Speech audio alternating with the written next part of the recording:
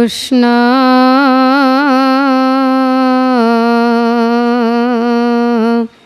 પરમ બ્રહ્મ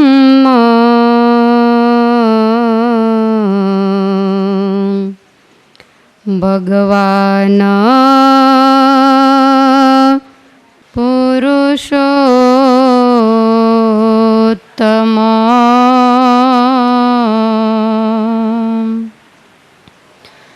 ઉપાસ્ય ઈષ્ટદેવોના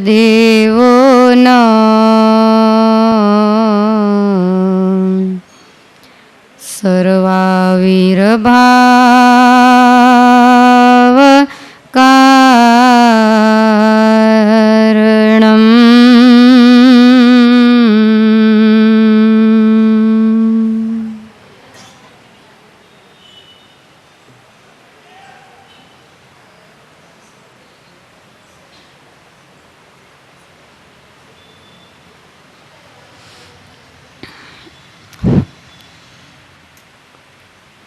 સ્વામિનારાયણ સંપ્રદાયના દિવ્ય સંત વિભૂતિ સદગુરુવર્ય નિષ્કુળાનંદ સ્વામી જેની રગ રગમાં પરાત્પર પુરુષોત્તમ નારાયણનો મહિમા ભરેલો છે, એવા સત્પુરુષ પોતાના હૃદયમાં ભરેલો મહિમા એને કલમ લઈ જીવાત્માઓના કલ્યાણને માટે ગ્રંથસ્થ કરે છે.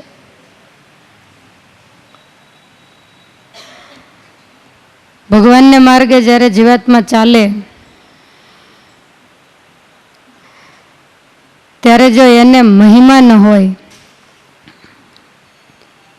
તો ક્યારેય એ સત્સંગમાં આગળ વધતો નથી. ઘણા જીવાત્માઓ એવા છે કે નાનપણથી ભજન અને સત્સંગ કરે છે,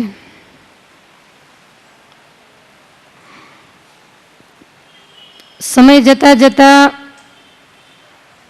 વાળ ધોળા થઈ ગયા, ઉંમર પાકી ગઈ, છતાં સત્સંગમાં તો જ્યાં હતા ત્યાં ને ત્યાં જ છે. એક પગથિયું પણ આગળ વધ્યા નથી. તો આનો અર્થ એવો થાય કે એને બિલકુલ મહિમા નથી. સત્સંગની પુષ્ટિ અને ભગવાનમાં પ્રીતિ, આ બે વસ્તુ મહિમાએ કરીને જ વધે છે. વરસાદના પાણીથી મોલ વધે એમ મહિમાએ કરી અને ભગવાનમાં પ્રીતિ વધે. મહિમાસભર ગ્રંથો સંપ્રદાયની અંદર જેટલા લખાયેલા છે એમાં આપણે પ્રથમ નંબર આ પુરુષોત્તમ પ્રકાશને આપી શકીએ. ભક્ત ચિંતામણી વગેરે સ્વામીના ઘણાક ગ્રંથો છે, કલ્યાણ નિર્ણય વગેરે, પણ પુરુષોત્તમ પ્રકાશમાં જેટલો મહિમા છે એટલો બીજા ગ્રંથમાં નથી, કારણ કે આ સ્વામીનો છેલ્લો ગ્રંથ હતો. જેટલું પોતાના હૃદયમાં હતું એટલું આ ગ્રંથની અંદર ઠાલવી અને પછી મહારાજ ધામમાં ગયા અને સ્વામી પણ ભગવત ધામને પામ્યા. કાં તો પહેલો ઉભરો બહુ જોરદાર હોય અને કાં તો છેલ્લો ઉભરો બહુ જોરદાર હોય. તો આપણે નિષ્કુળાનંદ સ્વામીનો જે છેલ્લો ઉભરો એને વાંચી અને વિચારી રહ્યા છીએ. બહુ દરિયાવ દિલ હોય, ભોળું હૃદય હોય, હૃદયની અંદર કામ ક્રોધાદિક અંતર શત્રુઓ ન હોય, કોઈ પ્રકારના રાગ દ્વેષ વેરઝેર મારું તારું આવા કોઈ ભાવ ન હોય, અને એકદમ શરદ ઋતુમાં સરોવરો જેવા નિર્મળ હોય એવું નિર્મળ જેનો અંતઃકરણ હોય, એને જ આ ભગવાનનો મહિમા સમજાય છે. સારી વસ્તુ જ્યારે ભરવાની હોય ત્યારે એને માટે પાત્ર સારું જોઈએ. ઘઉંનું ખળું લીધા પછી ઘઉંને ભરવા માટે સારા સાધનની જરૂર પડે. કુંવળને ભરવા માટે સારા સાધનની જરૂર નહીં. એ તો ગમે ત્યાં પડ્યું રહે. એમ ભગવાનનો મહિમા જ્યારે આપણે આપણા હૃદયમાં ઉતારવો હોય ત્યારે પહેલાં તો શુદ્ધ હૃદય જોઈએ. વળી ભાવથી ભીનું હૃદય જોઈએ. ભગવાનમાં અતિશય વિશ્વાસ જોઈએ. અમુક અમુક વાત તો અંદર ઉતરે નહીં જો શ્રદ્ધા અને વિશ્વાસ ન હોય તો આવું અંતઃકરણ કરી અને આપણે પુરુષોત્તમ પ્રકાશને જ્યારે સાંભળીએ ત્યારે ખરેખર પુરુષોત્તમનો પ્રકાશ આપણા હૃદયમાં પણ થાય. પણ ભગવાનની વાતને સાંભળતા સાંભળતા થીજી જઈએ અને કથા બધી ઉપરથી જો જતી રહે તો ભગવાનને સમજવામાં ઘણી બધી કાચપ રહી જાય. એટલે હૃદયને સ્થિર કરી આ કથાનું શ્રવણ કરવું. કદાચ આપણે છાશ અથવા તો કઢી પીતા હોઈએ ત્યારે બહુ માખીઓ ન આવે, પણ દૂધપાકનો કટોરો બાજુમાં હોય ત્યારે માખીઓ વધારે આવે. અને જ્યારે આજુબાજુમાં વધારે માખી દેખાય ત્યારે એક હાથને તો સતત હલાવવો જ જોઈએ. અને જો ન હલાવીએ, અંદર પડે, ખ્યાલ ન રહે તો અંદર ગયેલો દૂધપાક પણ બહાર કઢાવી નાખે. એમ જ્યારે આપણે આ દૂધપાક પીવા જ બેઠા છીએ, મનની વૃત્તિઓ જ્યાં ત્યાં ભાગે, આળસ થાય, નિંદ્રા આવે, જુદા જુદા મન વિચારો કરે, જ્યાં ત્યાં ભટકવા જતું રહે, આ બધી માખીઓ છે. એકાદી આવીને અંદર પડે એટલે દૂધપાક પછી આપણા કામનો ન રહે. એટલે સતત આમ હાથ હલાવતા રહેવું અને માખીઓને ઉડાડતા રહેવું. ભગવાન શ્રી હરિએ જીવાત્માઓના કલ્યાણને માટે જે કાંઈ કર્યું એ એક પછી એક સાધન નિષ્કુળાનંદ સ્વામી વર્ણવતા જાય છે. સંતોને ગામડે ગામડે મોકલ્યા. ભગવાનનો મહિમા સંતો જીવાત્માઓને કહેવા માંડ્યા. નિયમ ધર્મ કેવી રીતે પાળવા એ બધી જ રીત બતાવે છે. ભગવાન શ્રી હરિએ પણ નક્કી કર્યું, સદાવ્રતોનું અન્ન જમે. યજ્ઞની અંદર આવીને કોઈ પણ વ્યક્તિ જમે, અમારા દર્શન કરે, પૂજા કરે, કાંઈ પણ વસ્તુ ભેટ આપે તો અમારે એનું કલ્યાણ કરવું. જેટલા જેટલા જીવાત્માઓ જે જે સંકલ્પ કરી અને ભગવાન શ્રી હરિની પાસે આવે છે એના સંકલ્પો મહારાજ સિદ્ધ કરવા માંડ્યા. લોકોને વિશ્વાસ બેસવા માંડ્યો. કોઈને શ્રદ્ધા ન બેસે તો મહારાજ એને સમાધિ કરાવે. આવી રીતે પૂજા અને સ્પર્શથી મહારાજે કલ્યાણ કર્યા. સ્વામી કે પડતું મેલું પૂજા સ્પર્શનું, દર્શનનું રાખ્યું દાન. જે જેને નિરખે નાથને તે પામે સુખ નિદાન. પૂજા કરવાની શક્તિ કદાચ કોઈનામાં હોય કે વળી ન હોય, કાંઈ વસ્તુ પદાર્થ લાવીને વળી મહારાજને ઘણા આપી શકે ને ગરીબ હોય તો શું આપે. મહારાજ કે કોઈ વસ્તુ જોતી નથી, ખાલી આવીને અમારા દર્શન કરે તોય પણ અમે એનું કલ્યાણ કરશું. ભાવે કુભાવે કોઈ અમારું નામ લેશે તો પણ અમે એનું કલ્યાણ કરશું.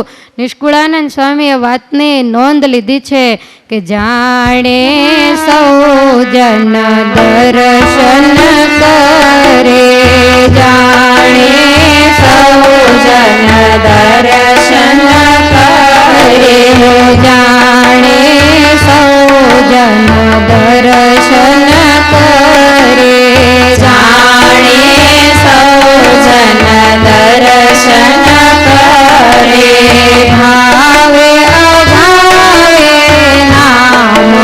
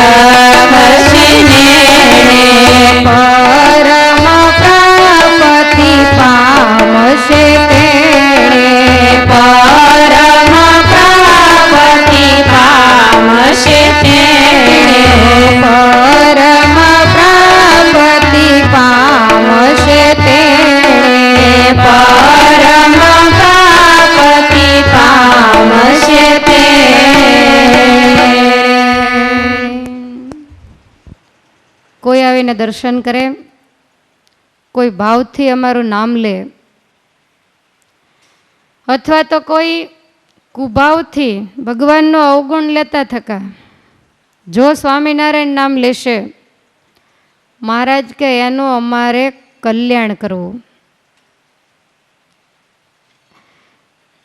આપણું નામ બધા ભાવથી જ લેતા હોય એવું નહીં, રાગદ્વેષથી, વેરઝેરથી, નિંદા ટીકાના ભાવમાં પણ નામ લેવાતું હોય. તો મહારાજ કે અમારું નામ પણ કદાચ કોઈ એવી રીતે લેશે, કોઈ એમ કે સ્વામિનારાયણ તો બહુ જાદુગારા છે, મહારાજ કે તોય એનું કલ્યાણ કરવું. સ્વામિનારાયણે તો બાબરો ભૂત વશ કર્યો છે, તો પણ એનું કલ્યાણ કરવું, કારણ કે નામ તો અમારું આવ્યું ને.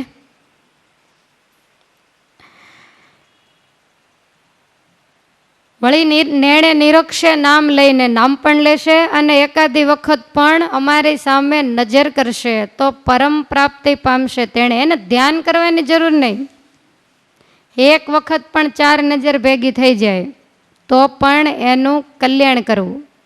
એક વખત મહારાજ વસો ગામે પધારેલા અને ત્યાંના હરિભક્તોએ મહારાજની આખા ગામમાં પધરામણી કરાવી. ચરોતરમાં વડતાલ બાજુ આ વસો ગામ આવેલું છે.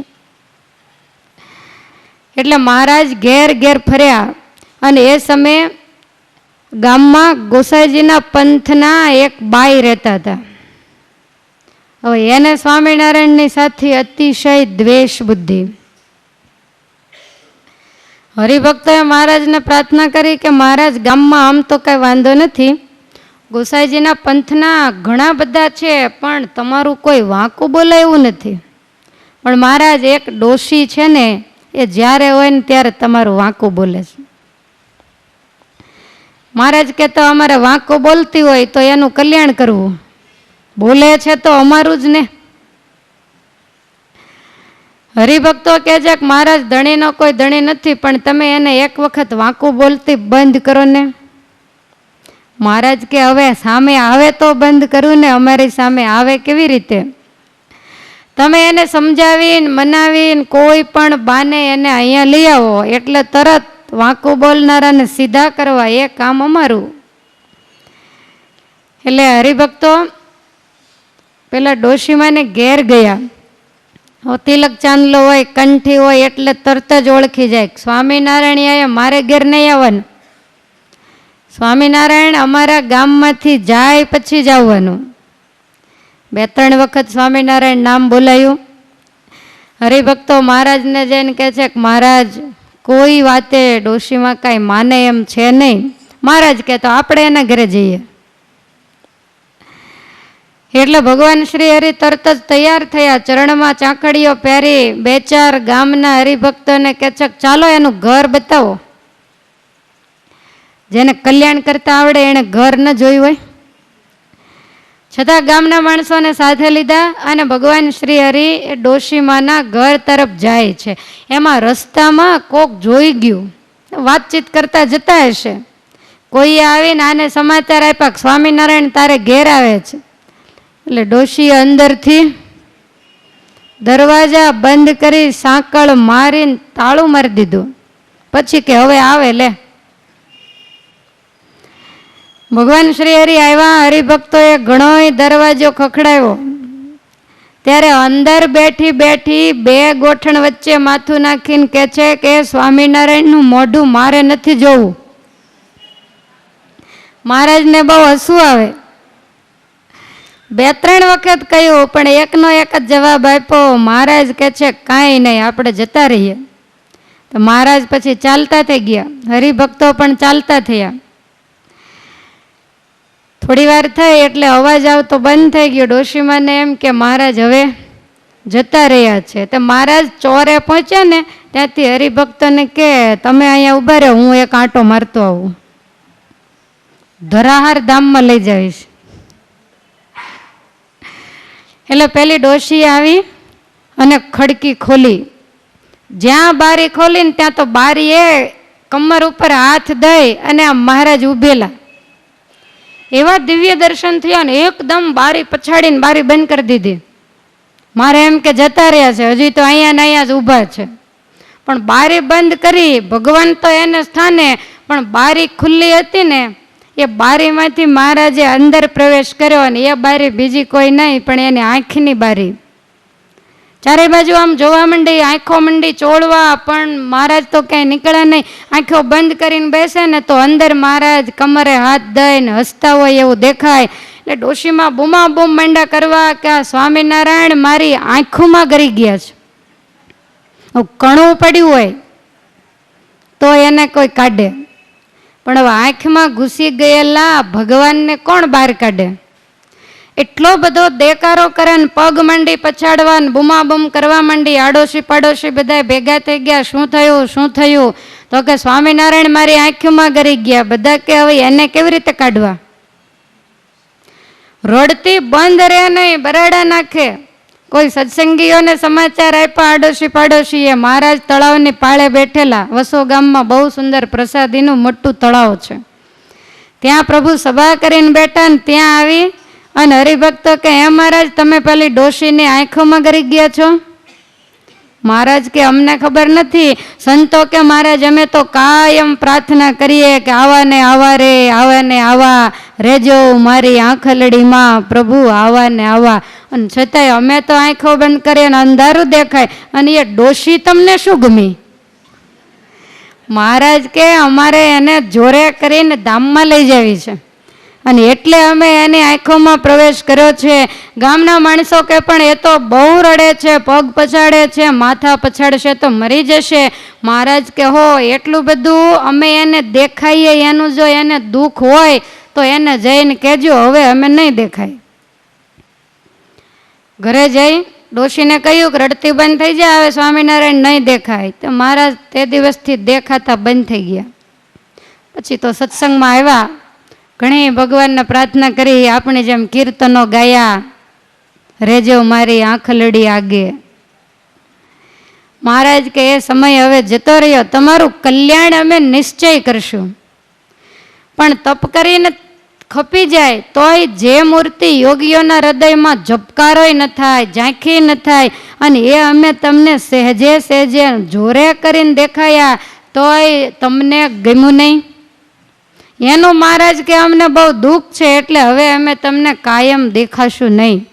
જ્યારે આંખો બંધ કરીને ધ્યાન કરશો ને ત્યારે જ દેખાશું. એટલે ભગવાન શ્રી હરિ કહે છે કે ભાવે અભાવે કદાચ અમને જોવે ને અમારું નામ લે તોય પણ અમારે લઈ જવા. એટલે એના માટે મોટા મોટા ઉત્સવ સમયા કરવાનું વિચાર્યું. ગામડે ગામડે ફરે તો કેટલો ટાઈમ લાગે, પણ મોટા મોટા સમયા કરે ને સમયામાં હજારો ને લાખો માણસો ભેગા થાય. મહારાજ જ્ઞાન વાર્તા કરતા હોય, બધાની મહારાજની સામે નજર જાય, કેટલાયના હૃદયમાં ભગવાનની મૂર્તિ ઉતરી જાય, અને એ જીવાત્માનું કલ્યાણ થાય. એટલે ફૂલદોલ, રામનવમી, પ્રબોધિની એકાદશી વગેરેના ઉત્સવો શરૂ કર્યા.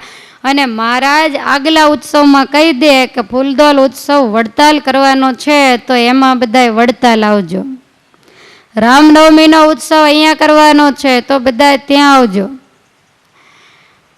આવી રીતે લોકો માંડ્યા બધા ભેગા થવા. હવે ગામમાંથી વારંવાર સંઘ જતા હોય, પછી આવીને બધા વાતો કરે કે ભગવાન આવા હતા. એટલે જે અજાણ્યા હોય ને એને એમ થાય કે એક વખત જવા જેવું ખરું, અને જે એક વખત જાય એ મીઠાની કોથળી દરિયાના તળિયે ઓગળી જાય.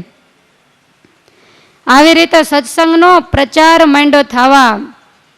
ભગવાન શ્રી હરિ હજારો માણસોની સભા વચ્ચે બેઠા હોય ને બધા એની સામે અમૃત દ્રષ્ટિએ કરીને જોવે. આદિવેદીની ઉપાધિ હરી લે, હૃદયમાં શાંતિના શેરડા પડે.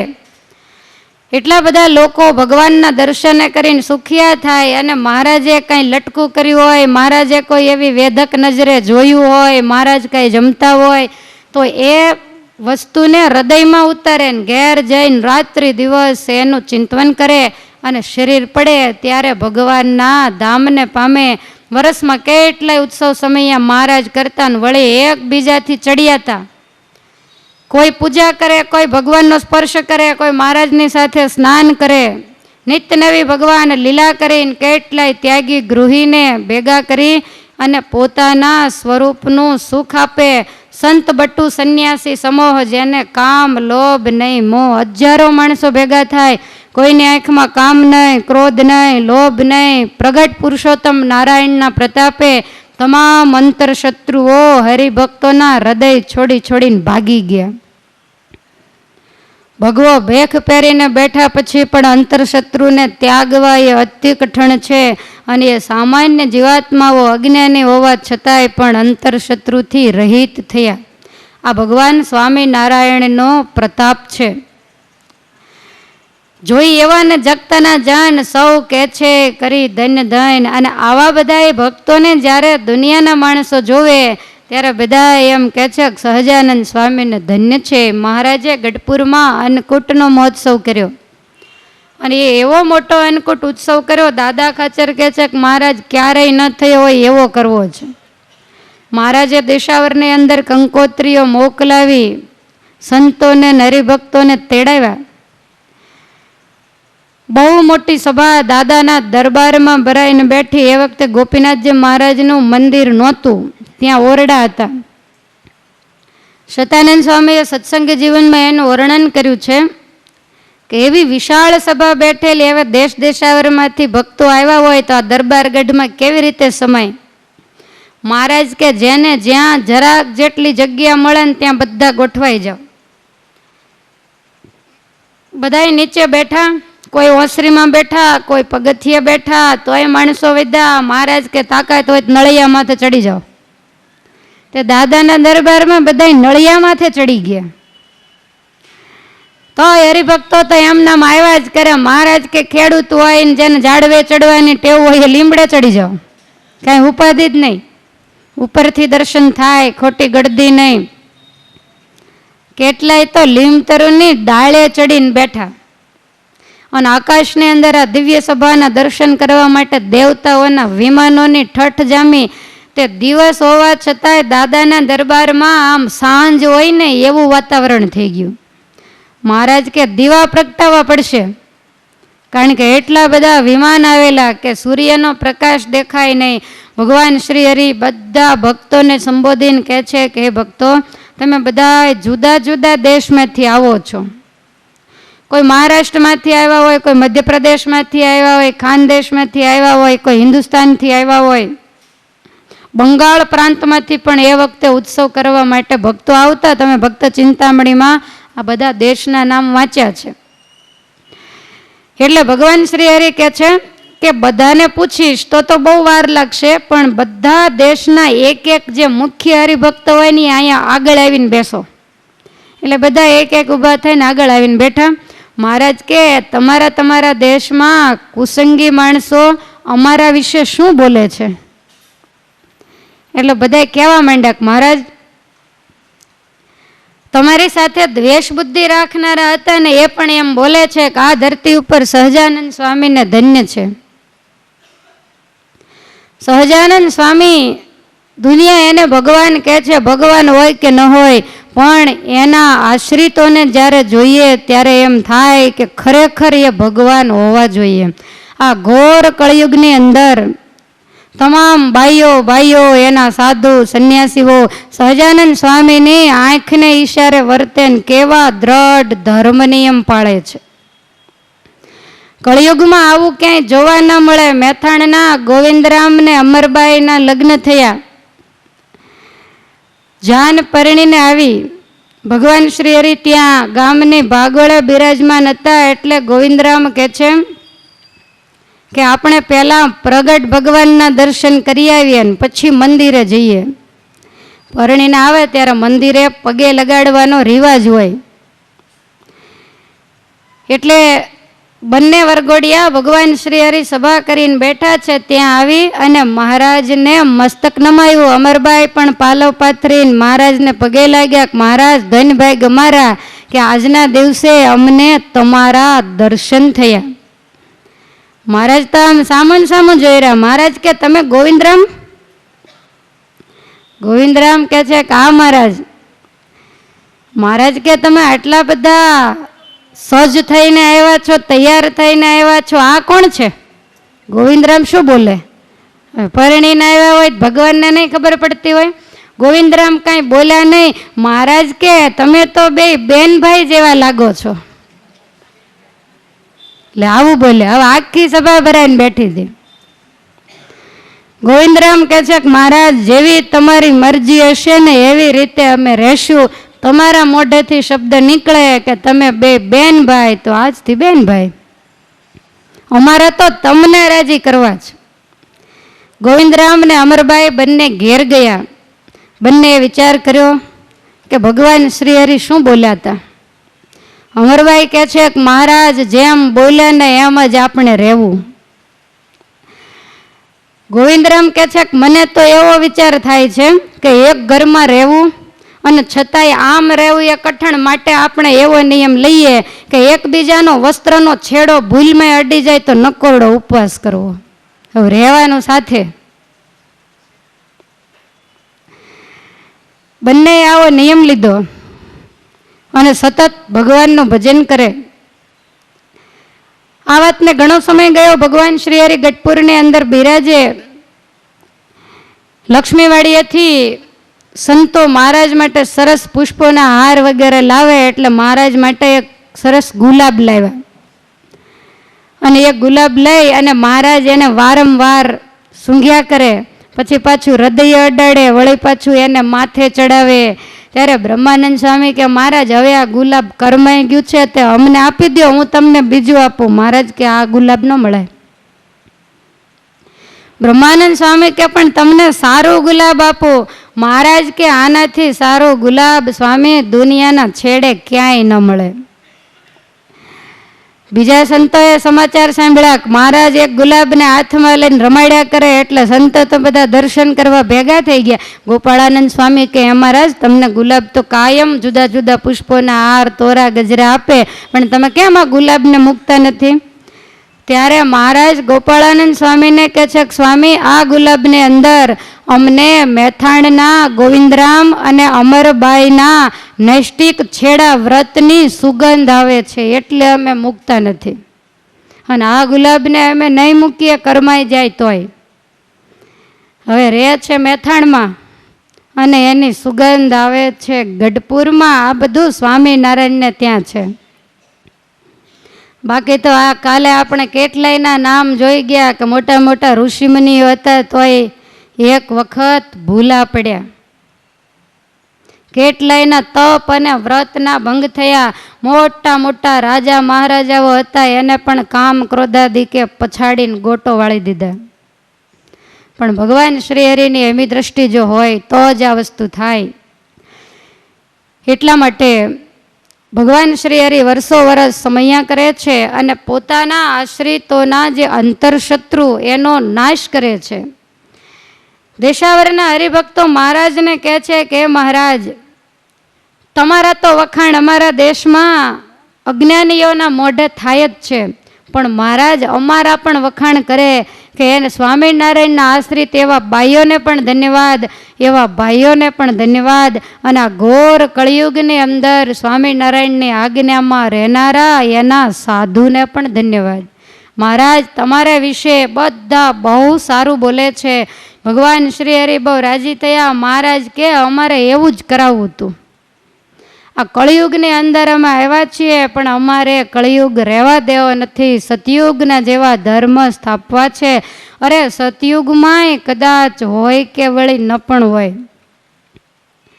એવા જન જગતમાં જે પામ્યા અક્ષરધામને તે એવો કર્યો મોટો ઉપકાર. બહુ જીવ કરવા ભવ પાર. ઈશક તો માત્ર એક જ કે જાજા જીવાત્માઓનું કલ્યાણ કેવી રીતે થાય, અને એના માટે આ કર્યું. ને ભગવાને જ્યારે આવી રીતિને પ્રવર્તાવી ત્યારે નિષ્કુળાનંદ સ્વામી કહે છે કે બંધ થઈ ગયા બીજા બાર રે, પરમ પદ પામ્યા નર નાર રે.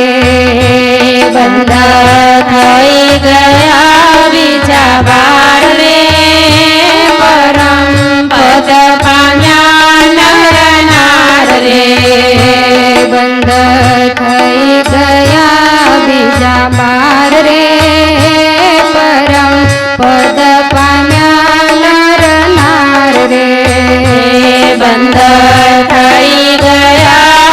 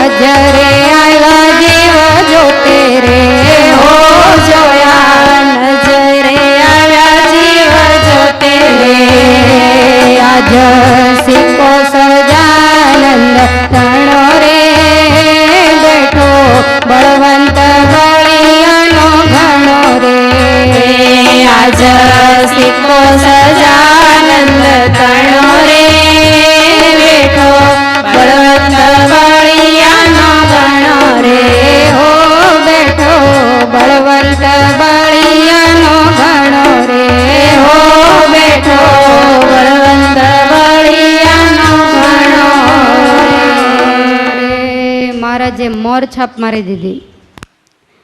જેને ડોકમાં સહજાનંદની કંઠી હોય, જેના કપાળમાં સહજાનંદનો ચાંદલો હોય, જેના હાથમાં સહજાનંદની માળા હોય, એની માથે સિક્કો મારી દીધો કે એને પછી કાળ માયા કે કોઈ વ્યક્તિ અડી શકે નહીં. એનાથી બધાય ભાગતા ફરે. તમામ દરવાજા બંધ કરી દીધા, બંધ થઈ ગયા બીજા 12. અને પરમ પદ પામ્યા નરનાર. જીવ સંયમિનીય સિદ્ધ જાય. જમપુરીમાં જીવ શા માટે જાય? કારણ કે પ્રગટ પ્રભુ છે પૃથ્વીમાંય. જ્યાં સુધી ભગવાન આ ભૂમંડળ ઉપર પ્રગટ હોય ત્યાં સુધી કોઈની તાકાત નથી કે જીવને જમપુરીમાં લઈ જઈ શકે. જમપુરીનો દરવાજો જ ભગવાને બંધ કરી દીધો. હવે આવું ક્યારેય થયું નથી, ક્યારેય સાંભળ્યું નથી. એવું અલૌકિક કામ ભગવાન શ્રી હરિએ કર્યું છે. એક વખત અક્ષરધામમાં મહારાજ મુક્ત મંડળની મધ્ય બિરાજમાન હતા. ત્યારે એક મુક્તને સંકલ્પ થયો. ત્યાં 2 પ્રકારના મુક્ત છે, સવિકલ્પ મુક્ત અને નિર્વિકલ્પ મુક્ત. નિર્વિકલ્પને ક્યારેય સંકલ્પ થતો નથી, ભગવાન ઈચ્છા કરે તો થાય. જ્યારે સવિકલ્પ હોય તો એને કાંઈક સંશય થાય, એને કાંઈક ઈચ્છા થાય, પણ એ ઈચ્છા પણ જીવાત્માનું કલ્યાણ થાય એવી જ કંઈક થાય. તો એક મુક્તને એવો સંકલ્પ થયો કે અક્ષરના રોમકૂપમાં અનંત કોટી બ્રહ્માંડ ઉડતા ફરે છે, તો એ બધા બ્રહ્માંડ કેવા હશે? એટલે ભગવાન શ્રી હરિએ તરત જ એની સામે નજર કરી અને એને ઊભા કરી અને મહારાજે એને ભૂમા પુરુષ બનાવીને એક બ્રહ્માંડના અધિકારી કર્યા કે તમે જઈ અને જોઈ આવો. હવે ભૂમા પુરુષ બનાવ્યા એટલે બ્રહ્માંડની અંદર જોડાણા. એક રૂપે કરીને બ્રહ્માંડોના કારખાનાને પોતે ચલાવે અને એક રૂપે ભગવાન પુરુષોત્તમની સ્તુતિ કરે અને પ્રાર્થના કરે કે મહારાજ તમે મને બ્રહ્માંડની અંદર તો મોકલ્યો, મને તમે ભૂમા પુરુષ બનાવીને એ લોક મને સોંપ્યો. મારા લોકની અંદર ચતુર્ભુજ મુક્તોનો નિવાસ છે, પણ મહારાજ તમે પરાત્પર પુરુષોત્તમ નારાયણ છો અને બ્રહ્માજીના 49 વર્ષ સુધી દેવતાઓએ સ્તુતિ કરી. આ 50મું વર્ષ ચાલે તો મહારાજ કૃપા કરી અને એક વખત તમે મારા બ્રહ્માંડમાં પધારો. ત્યારે મહારાજ કે અત્યારે નહીં, પણ જ્યારે સમય આવશે ત્યારે પધારશું. તમારે બ્રહ્માંડ જોવાની બહુ ઈચ્છા હતી એટલે હવે ફર્યા કરો. સમય પછી સમય જતા મુક્તએ ફરીવાર પ્રાર્થના કરી મહારાજ ક્યારે આવશો અને તમે બ્રહ્માંડમાં આવો એની અમને ખબર કેવી રીતે પડે? મહારાજ કે અમે એક અમારા સાધુ મોકલશું તમારે ત્યાં, અમે તો નહીં આવીએ. તમારે એમ જાણવું, કોઈ પણ સાધુ તમારે ત્યાં આવે ને પ્રગટ પુરુષોત્તમની વાત કરે ત્યારે સમજી લેવું કે અવની ઉપર અમે પધાર્યા હોઈશું. પછી તો મહારાજ પ્રગટ થયા, આ લોકની અંદર આવ્યા અને જીવાત્માઓના કલ્યાણનો મોટો અખાડો મહારાજે માંડ્યો.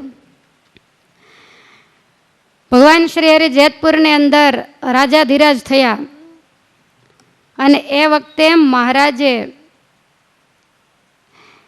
સભાની અંદર કહ્યું કે અમારે એવી રીતે પ્રવર્તાવી છે કે કોઈ દુઃખી ન રહે, દરેક જીવના અમારે કલ્યાણ કરવા છે. અને એ વખતે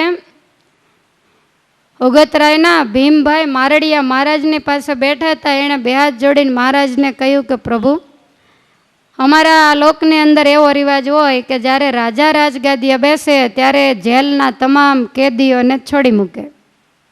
તો તમે તો રાજાધિરાજ છો, અનંત કોટી બ્રહ્માંડના તમે રાજા, અને તમે આજ ગાદીએ બેઠા, તો જગતની જેલ કહેવાય જમપુરી. તો એ જમપુરીને તમારે ખાલી કરવી જોઈએ. જીવાત્માઓએ બહુ પાપ કર્યા હોય ત્યારે જ જમપુરીમાં હોય, પણ હવે તમે રાજા થયા એનો અમને તો ફાયદો કે અમે તમને ઓળખીને ભજન કરશું, પણ બિચારા પાપીને શું ફાયદો? માટે તમે આ જેલને સાફ કરાવો. એટલે ભગવાન શ્રી હરિ કે તરત જ વ્યાપકાનંદ સ્વામીની સામે જોયું અને મહારાજ કહે છે કે તમે ઇન્દ્રલોકમાં જાઓ. હવે વ્યાપકાનંદ સ્વામી તો એવા સમર્થ સાધુ, આંખ બંધ કરીને ખોલીને કે જઈ આવ્યો. મહારાજ કહે છે કે તો તમે સત્યલોકમાં જાઓ કે જ્યાં બ્રહ્માજીનો નિવાસ છે. વળી આંખ બંધ કરીને ખોલીને કે મહારાજ જઈ આવ્યો. મહારાજ કે ગોલોકમાં જઈ આવો. પાછા જરાક મટકું મારીને કે મહારાજ જઈ આવ્યો. મહારાજ કે વૈકુંઠમાં? તો કે ન્યાય જઈ આવ્યો. હવે આ બધા કેમ જતા હશે કહો? ભગવાન શ્રી હરિ કહે છે કે હવે તમે અક્ષરધામમાં જઈ આવો. વ્યાપકાનંદ સ્વામી કે મહારાજ અક્ષરધામ તો આ ધરતી ઉપર મૂર્તિમાન આવ્યું છે એટલે ત્યાં જવાની શું જરૂર છે? ભગવાન શ્રી હરિ કહે છે કે તો પછી ભૂમા પુરુષના લોકમાં જાઓ, પણ આંખ બંધ કરીને જઈ આવો એમ નહીં. સરખી રીતે સમાધિ કરી અને ભૂમા પુરુષ પાસે જાઓ. વ્યાપકાનંદ સ્વામી આંખ ખોલીને કે મહારાજ જઈ આવ્યો, અહીંયા તમારા દર્શન મૂકીને ત્યાં શું જાવું? મહારાજ કે પણ એમ નહીં, અમે ભૂમા પુરુષને વચન આપ્યું છે કે અમે જ્યારે પ્રગટ થશું ત્યારે એક સાધુને તમારા લોકમાં મોકલશું. તમે કંઈક સમજો અને જાઓ. એટલે વ્યાપકાનંદ સ્વામી ભૂમા પુરુષના લોક તરફ સમાધિ કરીને ચાલ્યા અને વચ્ચે એક મોટો 1000 માથાવાળો અસુર સામો મળ્યો અને વ્યાપકાનંદ સ્વામીની સામે થયો. સ્વામી તો પાછા સમાધિમાંથી બહાર નીકળીને મહારાજને કે મહારાજ રસ્તામાં મોટો 1000 માથાવાળો અસુર છે તે મને જવા દેતો નથી. મહારાજ કે તમે અસુર સામે આવે ને ત્યારે એવો સંકલ્પ કરજો કે સર્વ અવતારના અવતારી, સર્વ કારણના કારણ અને સર્વોપરી એવા ભગવાન પુરુષોત્તમ જો મને મનુષ્ય રૂપે પ્રગટ મળ્યા હોય તો આ દૈત્યને જીતીને હું ભૂમા પુરુષના લોકમાં જાઉં. વ્યાપકાનંદ સ્વામી ગયા, પેલો દૈત્ય સામે આવ્યો એટલે સંકલ્પ કર્યો અને તરત જ દૈત્ય એક બાજુ ખસી ગયો અને સ્વામી આગળ ગયા ત્યાં તો 1000 માથાવાળો બીજો દૈત્ય સામો મળ્યો. સ્વામીને વળી એમ થયું કે આ પાછો ફરીને ક્યાં બીજો મળ્યો, એટલે સ્વામી પાછા આવ્યા કે મહારાજ મારે ત્યાં નથી જવું. મહારાજ કે સ્વામી ફરીવાર એવો સંકલ્પ કરજો એટલે તમને એ દૈત્ય કરતાંય વધારે તાકાત મળશે ને એની સાથે યુદ્ધ કરી એને મારી અને તમે ભૂમા પુરુષના લોકમાં જાઓ. વળી પાછા સ્વામી અસુરની સામે થયા અને બંને બથોબથ આવ્યા. એની સાથે યુદ્ધ કરી એને મારી અને સ્વામી ત્યાંથી ભૂમા પુરુષના લોકમાં ગયા. ભૂમા પુરુષે દૂરથી જ્યાં સ્વામીને આવતા જોયા એટલે તરત જ એને એમ થયું કે મને પુરુષોત્તમ નારાયણે કહેલું, જ્યારે હું અક્ષરધામ છોડીને અહીંયા આવ્યો ત્યારે મને એવું કીધેલું કે અમે જ્યારે ભૂમંડળ ઉપર પ્રગટ થશું ત્યારે તમારે ત્યાં અમે એક અમારા સાધુને મોકલશું. તો આ એ જ સાધુ હોવા જોઈએ, બાકી આવું તેજ અને આવી તાકાત મારા લોકમાં આવવાની બીજા કોઈની હોય નહીં. અને મારા લોકમાં તો 4 હાથ હોય જ આવી શકે, 2 હાથવાળો કોઈ આવે નહીં. એટલે એકદમ ઊભા થઈ સ્વામીની સામે ગયા અને સ્વામીના ચરણાર વિંદમાં દંડવટ કર્યા, હાથ ઝાલીને પોતાના સિંહાસન ઉપર બેસાડીને સ્વામીનું ષોડશોપચારથી પૂજન કર્યું. અને પછી ભૂમા પુરુષ કહે છે કે સાધુરામ અહીંયા કેમ આવવું થયું? ત્યારે વ્યાપકાનંદ સ્વામી કે મને મહારાજે મોકલ્યો છે. પુરુષોત્તમ નારાયણ આ ધરતી ઉપર પ્રગટ થયા છે. ભૂમા પુરુષ કહે છે કે ભગવાન કાંઈ ઐશ્વર્ય પ્રતાપ વાપરતા હોય તો એની વાતો કરો ને.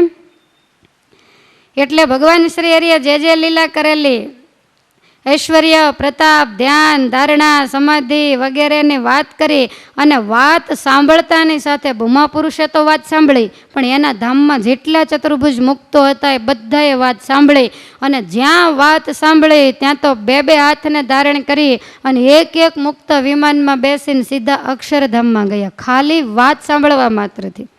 ભૂમા પુરુષનો લોક આખો ખાલી થઈ ગયો અને ભૂમા પુરુષ એકલા રહ્યા.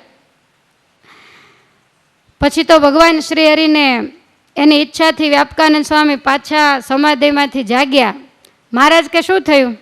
વ્યાપકાનંદ સ્વામી કે મહારાજ મેં જે તમારી વાત કરીને ત્યાં તો કેટલાય વિમાન આવ્યા અને જે મુક્તો ચતુર્ભુજ હતા એને દ્વિભુજ બનીને બધા તમારા ધામમાં ગયા. મહારાજ કે હવે એ લોકમાં કોણ છે? વ્યાપકાનંદ સ્વામી કે મહારાજ એમાં ભૂમા પુરુષ એકલા હવે માળા ફેરવશે, કોઈ નથી. ભગવાન શ્રી હરિ કહે છે કે અરે એવું હોય એનો લોક કાંઈ થોડો ખાલી રખાય. આ ભીમભાઈ અમને ક્યારે નહીં કહે છે કે જગતની જેલ જમપુરી એને તમે ગાદીએ બેઠા એટલે દૂધે ધોવી જોઈએ. સ્વરૂપાનંદ સ્વામી ક્યાં ગયા? એટલે તરત સ્વરૂપાનંદ સ્વામીને બોલાવ્યા. અને સ્વામીને કહે છે કે તમે જમપુરીમાં જાઓ. સ્વરૂપાનંદ સ્વામી કે મને તમે સારું કામ સોંપ્યું, બીજા લોકમાં તો ઠીક, પણ જમપુરીમાં મને બીક નથી, પણ જીવના દુઃખ મારાથી જોયા ન જાય. મહારાજ કે એટલા માટે જ જવાનું છે, તમે બહુ દયાળુ છો ને, આ નોબત લેતા જાઓ. ત્યાં નોબત વગાડીને ખાલી 3 વખત ઊંચે સ્વરે સ્વામિનારાયણ સ્વામિનારાયણ એમ બોલશો એટલે જમપુરી આખી ખાલી. સ્વરૂપાનંદ સ્વામી કહે છે કે મહારાજ યમના દૂતો કંઈ ઉપદ્રવ કરે તો મહારાજ કે અમારી આજ્ઞા છે, કોઈ તમારું નામ નહીં લે, માટે જાઓ સૈમિનીપુરીમાં. તરત જ આંખો બંધ કરી હાથમાં નોબત આપી સમાધિ કરી વળી કાંઈ હાલીને નહીં જવાનું, બેઠા હોય અહીંયા ને અહીંયા, છતાં લોકના લોક ખાલી કરી આવે. ભૂમાપુરુષના આ યમપુરીમાં સમાધિ કરીને ગયા અને એ જોયું ત્યાં તો સ્વામીના રૂવાડા બેઠા થઈ ગયા, જુદા જુદા કુંભીપાક ને તામિશ્રણ અંધતામિશ્રણ એ બધાય નરકના કુંડ ભરેલા, અને એની અંદર કેટલાય જીવાત્માઓ સબડે, અને 14 કરોડ યમના દૂતો એને મન મૂકીને દંડ દે, કાળો ચિત્કાર સંભળાય. સ્વામી તો ધ્રુજી ગયા. સ્વામીએ તરત જ આંખો બંધ કરી દીધી અને જે નોબત હતી એ નોબતનો નાદ કરીને ઊંચે સ્વરે સ્વામિનારાયણ સ્વામિનારાયણ એમ 3 વખત બોલ્યા. યમના દૂતોના હાથમાં હથિયાર સ્થિર થઈ ગયા. ધર્મરાજાને એમ થયું કે હો આ કોણ આવ્યું. જેટલા જીવાત્માઓ હતા એ બધાય સરસ મજાનું દિવ્ય મુક્તના જેવું રૂપ ધારણ કરી ચતુર્ભુજ બનીને વિમાનોમાં માંડ્યા બેસવા, અને તમામ વિમાનમાં બેસીને ભૂમા પુરુષના લોકમાં ગયા. મહારાજ કે એનો લોક ખાલી છે તો આ બધાને ત્યાં ભરી દો, ત્યાં ભજન કરશે, ત્યાં સાધના કરશે, અને સાધના પૂરી થશે એટલે અમે એને અક્ષરધામમાં લઈ જઈશું. અમુક ગાડી ડાયરેક્ટ હોય અને અમુક વાયા હોય. આપણે એ બધા બેઠા છીએ ને બધી ગાડીઓ જ છે. અમુક ડાયરેક્ટ જશે, અમુક એક સ્ટેશન કરશે, અમુક કેટલા કરશે એ નક્કી નહીં. યમપુરીને ખાલી કરી ભૂમાપુરુષના લોકમાં બધા જતા રહ્યા. ધર્મરાજાએ આવીને સ્વરૂપાનંદ સ્વામીને હાથ જોડ્યા, સ્વામી આવું કેમ કર્યું? સ્વામી કે પ્રગટ પુરુષોત્તમ નારાયણ ભૂમંડળ ઉપર પ્રગટ થયા છે ને એની આજ્ઞા છે. વ્યાપકાનંદ સ્વામીએ ભૂમાપુરુષનો લોક ખાલી કરાવ્યો ને મને અહીંયા જમપુરીમાં મોકલ્યો, એટલે મેં છે તે આ જમપુરી ખાલી કરાવીને એ બધા ભૂમાપુરુષના લોકમાં ગયા ને પછી ધામમાં જશે. ધર્મરાજા કે હવે મારે અહીંયા 14 કરોડ દૂતો છે, તો એનો ખોરાક જ તમે લઈ લીધો. એનો ખોરાક બીજો શું? પાપી જીવાત્માઓને કાપીને ખાય. તો હવે આ બધાને સ્વામી કે ચાંદ્રાયણ, બીજું હું? ભૂમંડળ ઉપર ભગવાન બધાને વ્રત તપ કરાવે છે, તો હવે તમારા દૂતોને કાંઈક કરવું પડશે ને. ભગવાન એની વ્યવસ્થા કરશે, પણ અત્યારે તમે કાંઈ બોલશો નહીં. ધર્મરાજાએ હાથ જોડ્યા, માલિકનો કોઈ બીજો માલિક નથી, જેવી એની મરજી. પછી બધા યમના દૂતોને કહ્યું કે તમે ધ્યાન રાખજો, તમારે જો જીવતા રહેવું હોય તો આ ભૂમંડળ ઉપર ભગવાન પ્રગટ થયા છે. સ્વામિનારાયણ નામ જેની જીભે સંભળાય ને એને તમારે છેટેથી જ પગે લાગવું, એની પાસે જાવું નહીં, નહીતર તમારા હાડકા ખોખરા કરી નાખશે. એટલે યમના દૂતો બધા બીતા ફરે. પહેલી જ વખત સૃષ્ટિનું સર્જન થયા પછી એવું બન્યું કે જમપુરીને ખાલી કરી હોય. અને એટલા માટે મુક્તાનંદ સ્વામી એવું કહ્યું કે વાલે નરકના કુંડ ખાલી કર્યા, વાલે નરકના કુંડ ખાલી કર્યા, ભૂખ્યા જમા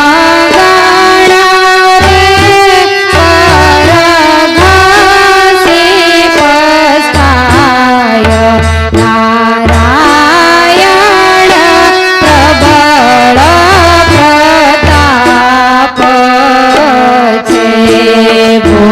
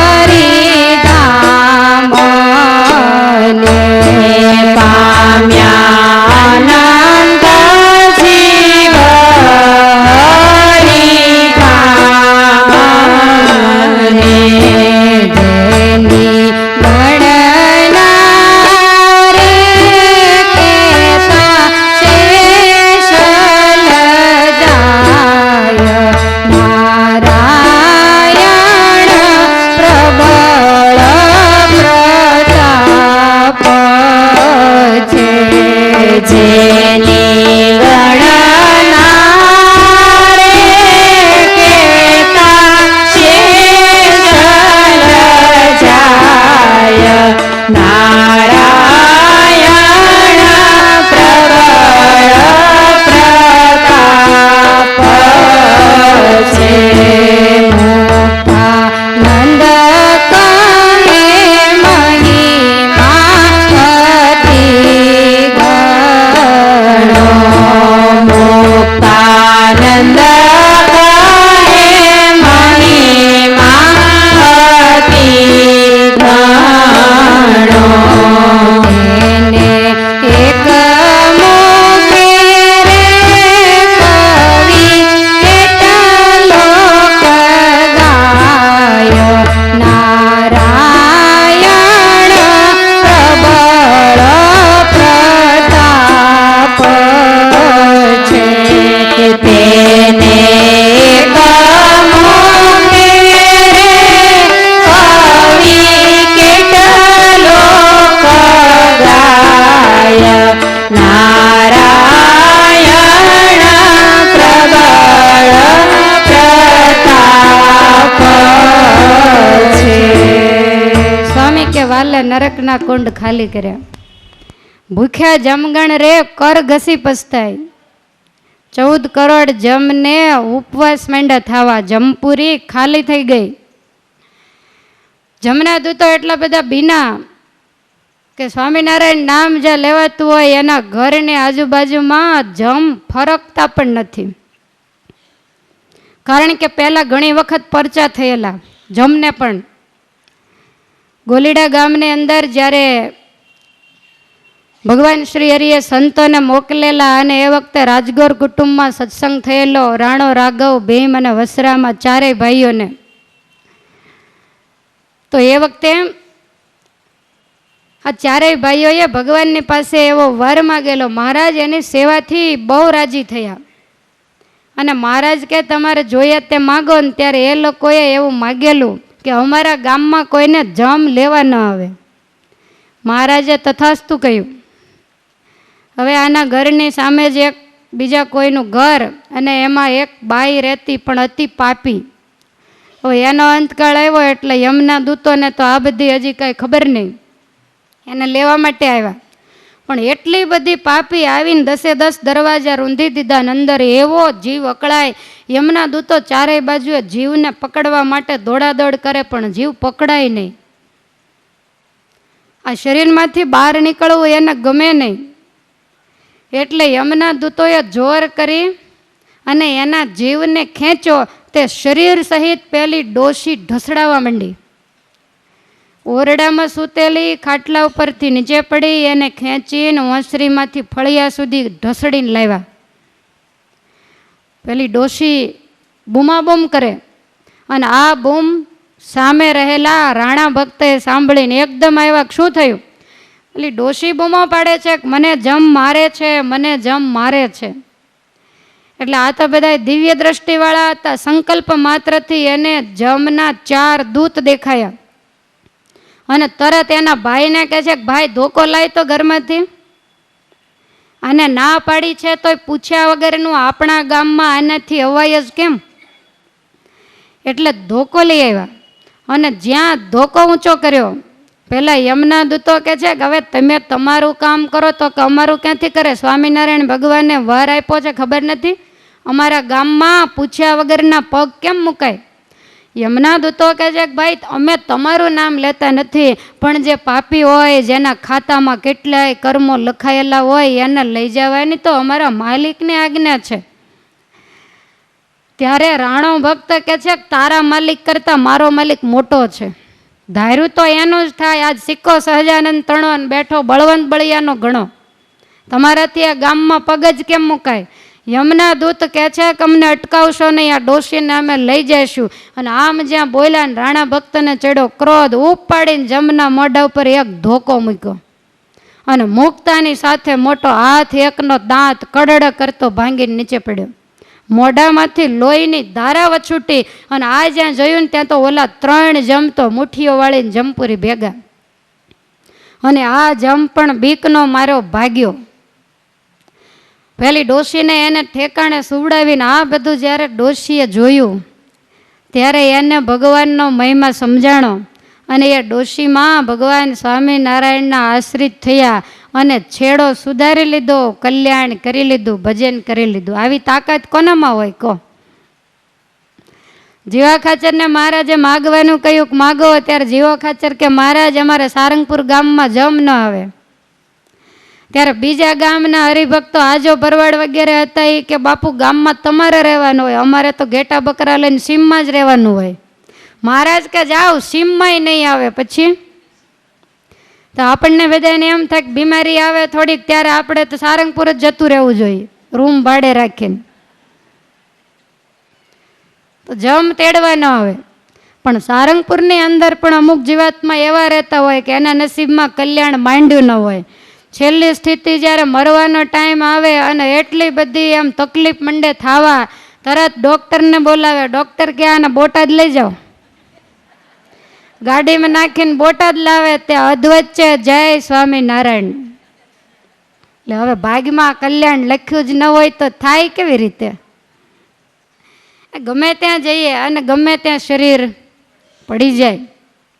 પણ મહારાજ કહે છે કે જે ભગવાનનો ભક્ત છે એનું શરીર તો કોઈ પણ રીતે પડે, કદાચ કૂવે પડે, કદાચ સર્પદંશ થાય, અથવા તો કોઈક વાહનોની સાથે, અત્યારે વાહન વ્યવહારનો જમાનો એટલે વાહનોની સાથે ટકરાય અને એનું મૃત્યુ થાય. કોઈ પણ રીતે આગ લાગે અને અંદર સળગી મરે. પણ મહારાજ કે મારા આશ્રિતનું તો હંમેશા કલ્યાણ જ થાય, એનું અકલ્યાણ ક્યારેય પણ થતું નથી. અને જગતનો જીવ બોલતો ચાલતો શરીર મૂકે પણ છતાંય એની સદગતિ પણ ક્યારેય થતી નથી. એટલે કોઈએ એવા વહેમમાં ન રહેવું કે આવું થાય તો એનું કલ્યાણ ન થાય. જેણે ભગવાનને ભજ્યા એના ભગવાન. પહેલાં એવું હતું ને, વાવે એની જમીન. એટલે ઘણા દરબારોની બધાની જમીનો દબાવી દબાવીને મોટા ખેડૂતો એ વખતે થઈ ગયા હતા. તો ભગવાન શ્રી હરિએ એવું કર્યું કે ભજે એના ભગવાન, અને જે અમને ભજે એને અમે જ્યાં રહીએ છીએ ત્યાં જ અમારે લઈ જવા.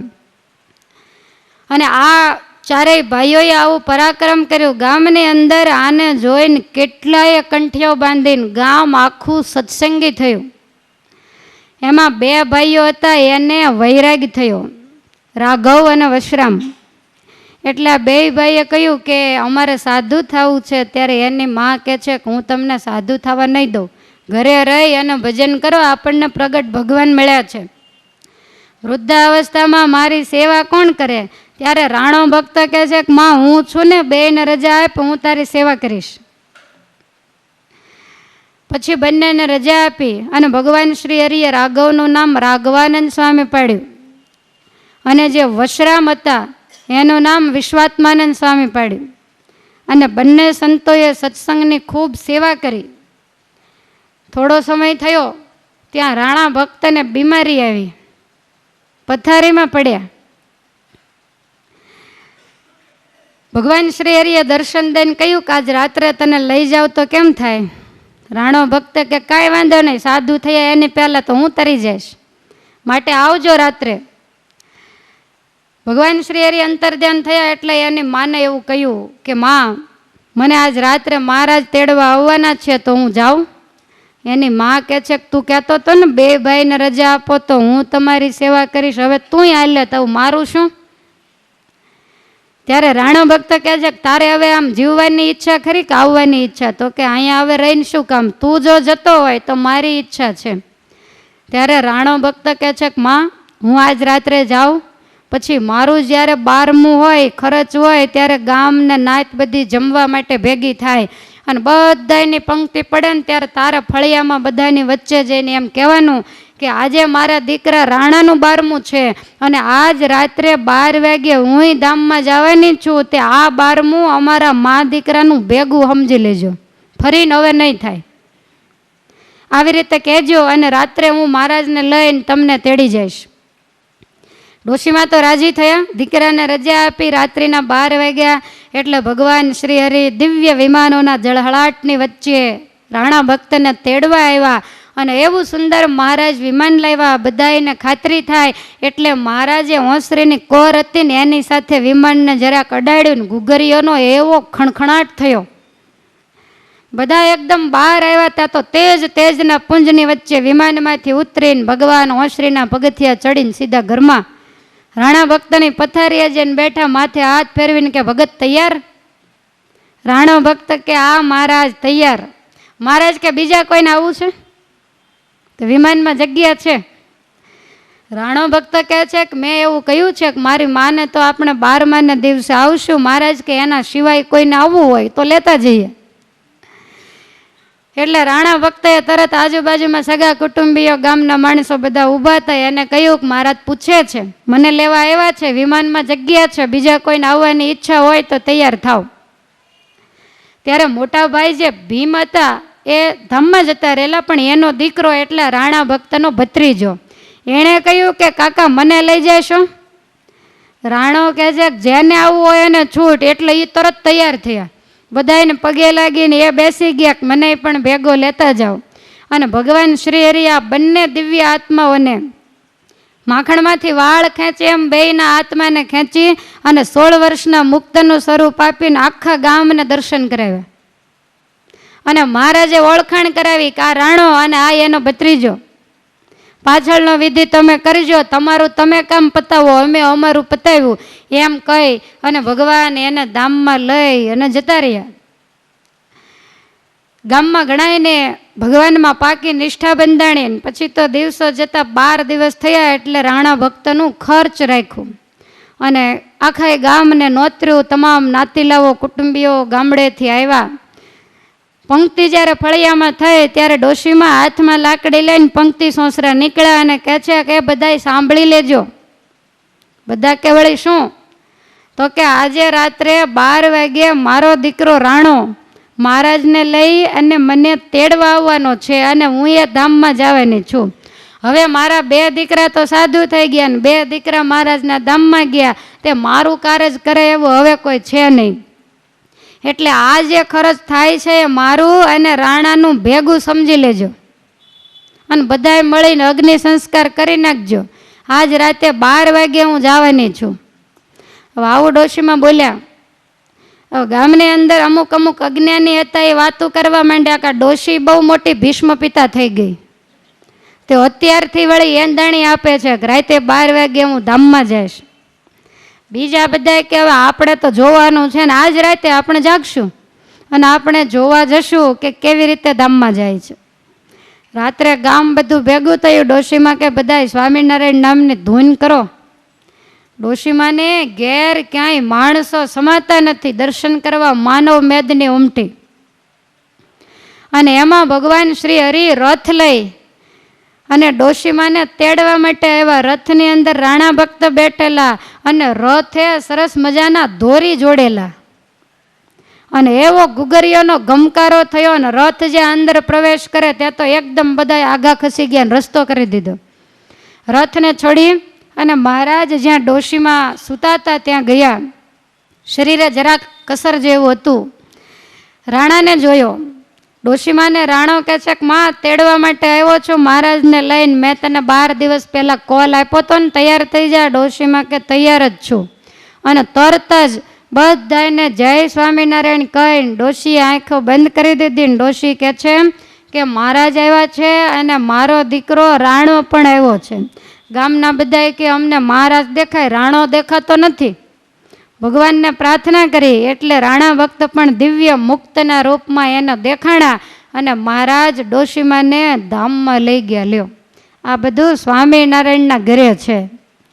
અને એટલે નિષ્કુળાનંદ સ્વામી મોજમાં આવીને ગાય છે કે આજ સિક્કો સહજાનંદ તણો બેઠો બળવંત બળિયાનો ઘણો, જેણે સહજાનંદ નામની મોર છાપ લગાવી દુનિયામાં કોઈની તાકાત નથી. કાળ માયા કે યમના દૂતો કે બીજા કોઈ દેવી દેવતાઓ એને હાથ પણ લગાડી શકે.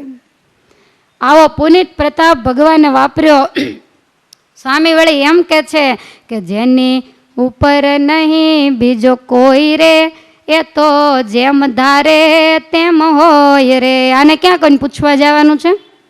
આના ઉપરી બીજો કોઈ છે જ નહીં. જેવું ધારે એવું કરે. એ ભટવાદરમાં નાગપાળ વરુના આગ્રહથી એકાદશીને દિવસે ચૂરમાના લાડુ જમાડે. સંતો કે મહારાજ આજ એકાદશી. મહારાજ કે કોણે કરી? બધાએ કે મહારાજ તમે. ફરાળ કોણે બનાવ્યું? તો કે તમે. મહારાજ કે આજ ચૂરમાના લાડુનું ફરાળ કરે અને એકાદશીનું પૂરું પુણ્ય મળે. આને કેમ ના પાડી શકો તમે?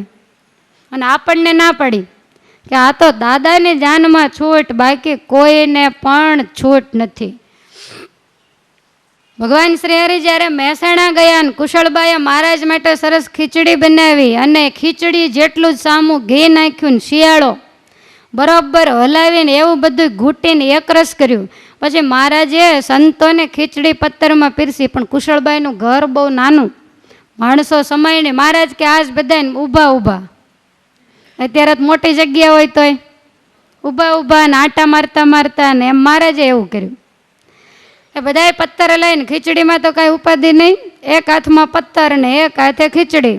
બધા સંતો જમ્યા. મહારાજે પત્તર ભરી દીધા. કુશળબાઈ કહે છે કે મહારાજ આ ખીચડીમાં કાંઈ ન હોય, તરત પચી જાય, સંતો ભૂખ્યા થશે, માટે હજી પત્તર ભરી દો. સંતો કે મહારાજ હવે નહીં જમાય, આમાં ઘી બહુ નાખ્યું છે.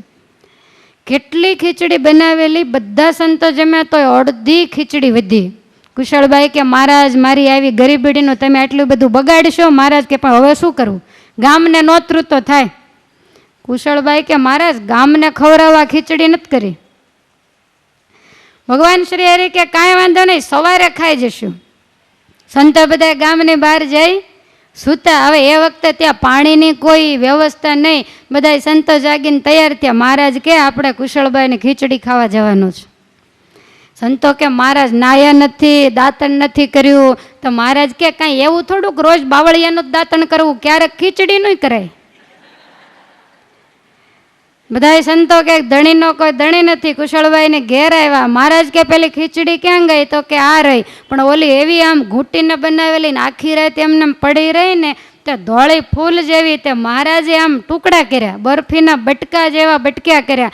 સંતો કે છે કે મહારાજ ઉઠીને તરત તો અમે પાતર નથી હાથમાં લાવ્યા. મહારાજ કે કર પાતર ને ઉદર જોડી, આમ હાથ રાખો. બધા સંતોએ આમ બે હાથ રાખ્યા, ખીચડીના ખોબા ભર્યા. મહારાજ કે કેમ ખાવું? મહારાજ કે આમ સીધો. બધાએ સીધો મોઢું માંડ્યું અને ખીચડી ખવડાવીને બધી ખીચડી ખલાસ થઈ ગઈ. મહારાજ કે કુશળબા હવે અમે જઈએ? તો કે હા મહારાજ હવે વાંધો નહીં, મારી ઈચ્છા પૂરી થઈ. મહારાજે બધા સંતોને કીધું કે હજી આપણે નાવા ધોવાનું બાકી છે, એટલે બધું પોતપોતાની જોડીઓ લઈ લો ને દૂર ગયા. એટલે મહારાજ કે આપણે નાહી લઈએ, કારણ કે દાંતણ તો આપણે થઈ જ ગયું છે, ખાલી નાવાનું જ બાકી છે. બધાએ નાહી ધોઈ અને પૂજા પાઠ કર્યા. હવે સ્વામી કહે એમ કે જેની ઉપર નહીં બીજો કોઈ, એ તો જેમ ધારે તેમ હોય. આને કોને પૂછવાનું હોય? તો આવો દિવ્ય અલૌકિક પ્રતાપ ભગવાને પ્રવર્તાવ્યો. સૌના નાથ નિયંતા સ્વામી અને સૌ ધામ તણા પણ ધામી, તમામના નિયંતા, તમામના નાથ અને દરેક ધામના પોતે ધામી, આ ધરતીના પણ પોતે ધણી. તે તો અઢળક આજ ઢળિયા થયા, સુખી જન જેને મળ્યા. આવા ભગવાન ધરતી ઉપર આવ્યા ને એને જે મળ્યા એ બધાય સુખિયા થઈ ગયા. ને બાકી તો આંગણામાંથી નીકળ્યા તોય કઠણાઈવાળા એ ભગવાનને ઓળખ્યા નહીં. ભગવાન શ્રી હરિ ઉન્મત્ત ગંગાજીએ જ્યારે સ્નાન કરવા માટે જાય, અશ્વ ઉપર અસવાર થયા હોય, આજુબાજુમાં બધાય સંતો કીર્તનો બોલતા હોય, અડખે પડખે બધાય દરબારો પોતપોતાના ઘોડાઓને ખેલવતા હોય. અને ભગવાન શ્રી હરિ જ્યારે ગેલા નદીને કિનારે જાય તો ગેલા નદીને કિનારે કેટલી બધી પનિહારીઓ પાણી ભરતી હોય. જેની જેની નજર મહારાજ સામે જાય એને બેડા હાથમાં સ્થિર થઈ જાય.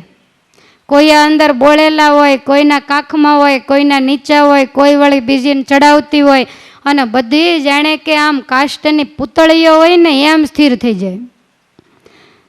ત્યારે હરિભક્તો બધા પૂછે કે મહારાજ આ બધાને શું થયું? મહારાજ કઈ પાણી ભરવું પડ્યું મેલીને ધામમાં ગયા. બધાય સમાધિ થઈ છે બધાને. સુરા ખાચર કે મહારાજ તમારી પાછળ રખડી રખડીને અમારે તો કેટલી જોડા ઘસાઈ ગયા, અને આ લોકોને કાંઈ કર્યા વગર તમે એને ધામ આપ્યું. મહારાજ કે કોણ કે છે એ કાંઈ નથી કરતા? એ આ ગઢપુરની અંદર રહે કે જે ગઢપુરની અંદર આજુબાજુમાં 2.5-3 ગાંવ સુધી એક પણ રોજ એવી નથી કે જે અમારી પ્રસાદીની ન હોય. અને એમાં બધાય રહે જે ગેલા નદીમાં 2 વખત અમે પરમહંસો સહિત સ્નાન કરીએ, 33 કરોડ દેવતાઓ આ પ્રસાદીના જળમાં સ્નાન કરે અને એ જળથી આ બાઈઓ સ્નાન કરે ને એને કાયમ પીવે, એનું કલ્યાણ કેમ ન થાય? એટલા માટે એને સમાધિ કરાવી અને એને અમે અમારું ધામ બતાવ્યું છે. પછી મહારાજ સ્નાન કરે, સ્નાન લીલા પૂરી થાય ને ફરીવાર માણકીએ ચડીને પછી આમ જરાક જોવે ને ત્યાં બધાય પાછા ભાનમાં આવીને વળી પાછા મંડે પાણી ભરવા. ક્યારેક ક્યારેક તો ગેલાના કિનારે પશુઓ જળ પીવા જતા હોય તો એનું છાણ જ્યાં ત્યાં પડ્યું હોય એ છાણ મેળવવાવાળા કેટલાય ફરતા હોય. તો ભગવાન શ્રી હરિ કોઈ પણ હોય, ગમે તે જ્ઞાતિના હોય, ભીલ હોય, વાઘરી, બીજા ત્રીજા કોઈ પણ હોય, જેની સામે નજર કરે બધાને સમાધિ. અને સમાધિમાંથી જાગે એટલે ભગવાન શ્રી હરિની સામે આમ પૂતળાની જેમ હાથ જોડીને ઊભા રહી જાય, જે જન્મ્યા પછી નાયા પણ ન હોય. હવે અષ્ટાંગ યોગને સિદ્ધ કરો ત્યારે સમાધિ થાય. યમ, નિયમ, આસન, પ્રાણાયામ, ધ્યાન, ધારણા અને સમાધિ. હવે 8 અંગને સિદ્ધ કરતાં કરતાં એક જન્મ નહીં પણ કેટલાય જન્મ નીકળી જાય ત્યારે થાય. અને ભગવાન શ્રી હરિએ બિલકુલ છુટ્ટી જ મૂકી દીધી, કારણ કે આને કોઈને પૂછવાનું નહોતું. અને એની આજ્ઞા વિના બીજા કોઈ કંઈક આગા પાછા થાય તો મહારાજ ભૂકા કાઢી નાખે.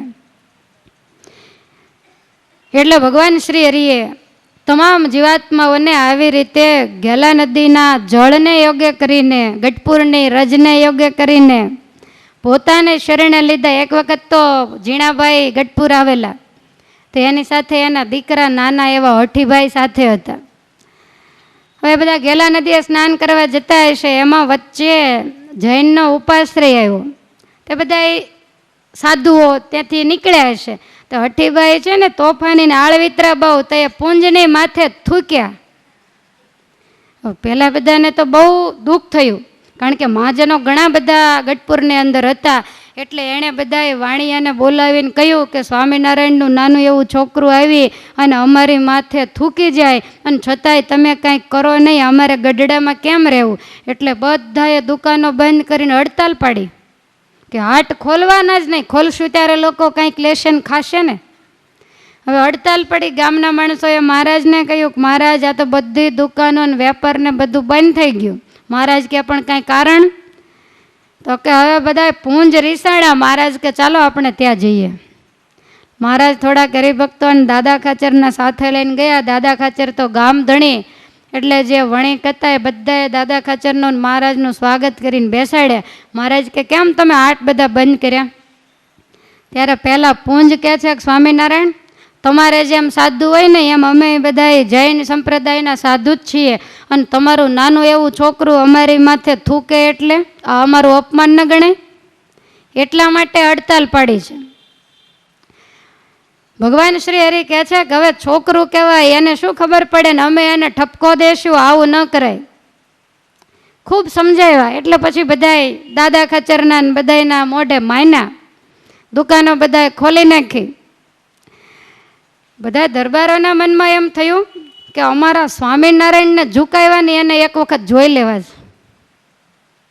અને એમાં બનવા કાળે આવ્યું ચોમાસું, અને ચોમાસાની અંદર ગેલામાં 2 કાંઠે પાણી આવ્યું, ઠેઠ માણેક ચોક સુધી આવી ગયું. લોકોને જોનારાને એમ થાય આકાશમાંથી વરસાદ બંધ રહે ને બધાને એમ થાય કે હમણાં બધાય ઘરને તાણીને દરિયા ભેગા કરી દેશે. ગેલો ખરેખર ગેલો થયો, અને ધીમે ધીમે ધીમે કરતા પાણી બધાના ઘરમાં માંડ્યું ઘૂસવા. દાદાના દરબાર સુધી ગેલો આવ્યો ભગવાનના પગ પખાડવા. મહારાજને બધાએ કહ્યું કે મહારાજ આવું કેમ? મહારાજ કે તમે બોલશો નહીં, હું બેઠો છું ને તમારે ક્યાં બીક છે? એટલે ગામના બધા માણસો ને બધા મહાજનો ને બધા ભેગા થઈને આવ્યા ને મહારાજને કહે છે કે સ્વામિનારાયણ તમે ભગવાન કહેવાઓ છો, અને આ ગેલો 2 કાંઠે ગુગવે, એના પાણી ઘરમાં ઘૂસી ગયા અને પ્રલય કરી નાખશે, માટે તમે કંઈક દયા કરી અને ગેલામાં થોડુંક પાણી ઓછું થાય એવું કરો ને. મહારાજ કહે અમારાથી ઓછું ન થાય, પણ ગામ ધણી હોય ને એ મોડીઓને ચૂંદડી લઈ અને ઉન્મત ગંગાને વધાવે તો વળી પાણી બેસી જાય. એટલે તરત જ દાદા ખાચરને કહ્યું, દાદા ખાચર કે મારે વધાવવા જવું નથી. બધા વણિકોએ બહુ આજીજી કરી, દાદા ખાચરને પગે લાગ્યા. ભગવાન શ્રી હરિ તરત દાદાને કહે છે કે ચાલો ચૂંદડીને મોડીઓ લઈ લો ને આ બધું લઈ અને દાદા ખાચર ઉન્મત્ત ગંગાને વધાવવા માટે છાતી છાતી સુધીના પાણીમાં નીકળ્યા. ઘેલા નદીને કિનારે ગયા. ભગવાન શ્રી હરિને આજ્ઞાથી ચૂંદડી અને મોડીઓ જ્યાં નદીમાં પધરાયું ત્યાં તો ઘેલામાં જે ઉછાળો આવ્યો તો જેટલા ઊભા હતા એને બધાને બુડાડીને ઉપર પાણી ચડી ગયું. બધાએ એટલા બધા મૂંઝાવા માંડ્યા. મહારાજ કે ભારે કરી, હવે આ ગેલો શાંત નહીં થાય. વાણિયા બધા કહે છે કે તો મહારાજ પણ તમે સ્વામિનારાયણ કાંઈક કરો ને. મહારાજ કે આ દાદા ગામધણીયાનું ન માન્યો, ગેલો અમારું ન માને, પણ હવે આપણે બધા ભેગા થઈને એને પ્રાર્થના કરીએ. બધા કે તમે જેમ કહો એમ કરશું. મહારાજ કે બધા હાથમાં પાણી લઈ લો. બધા કેવું પાણી હાથમાં જ છે ને, છાતી ઉદિત પાણીમાં ઊભા હતા. પછી મહારાજે બધાને સંકલ્પ કરાવીને ગેલા નદીને પ્રાર્થના કરી કે હે ઉન્મત્ત ગંગાજી, તમારા પાણીને જો તમે તમારા પેટાળમાં સમાવી લેશો તો ગઢડાની અંદર છોકરાથી માંડીને વૃદ્ધ સુધીના તમામ 1 મહિનો નિત્ય તમારા જળમાં અમે સ્નાન કરશું. તો આવી રીતે ભગવાને પરાયણે જીવાત્માઓના કલ્યાણ કર્યા છે. ત્યાર પછી સ્વામી એવું લખે છે કે દરેક દેશમાંથી જ્યારે ઉત્સવ સમય થાય ત્યારે ભગવાનના દર્શન કરવા માટે લોકો દરિયાની જેમ ઉમટે છે. અને ભગવાન શ્રી હરિએ ઘણા બધા ગામ શહેરોની અંદર ઉત્સવ સમય કર્યા. સ્વામી કે હું થોડાક ગામના નામ જણાવી દઉં કે ક્યાં ક્યાં મહારાજે મોટા મોટા સમયા કર્યા. સૌથી મોરે ઉત્સવ માંગરોળ, પછી લોજ, અગતરાય, માણાવદર, ભાડેર, મેઘપુર, પંચાળા, જુનાગઢ, આખા, પીપલાણા, ધોરાજી, કરિયાણા, ગઢડા. સ્વામી કે ગઢડાની તો ગણતી જ આવે નહીં, એની તો કાંઈ ગણતરી જ ન થાય. કારિયાણી, સારંગપુર, બોટાદમાં લીલા બહુ બનીને ભલી ભજાવી છે હુતાશની.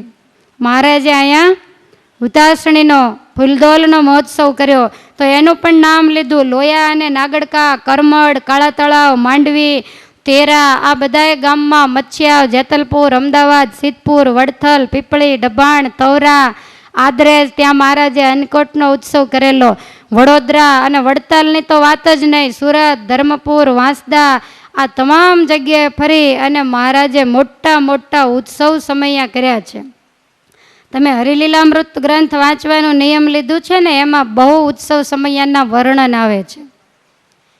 એ ઉત્સવ સમયાને ગણી અને એનો આંકડો નક્કી કર્યો છે ખાલી હરિલીલામૃતને આધારે કે મહારાજે કેટલા ઉત્સવ સમયા કર્યા અને ક્યાં ક્યાં કર્યા.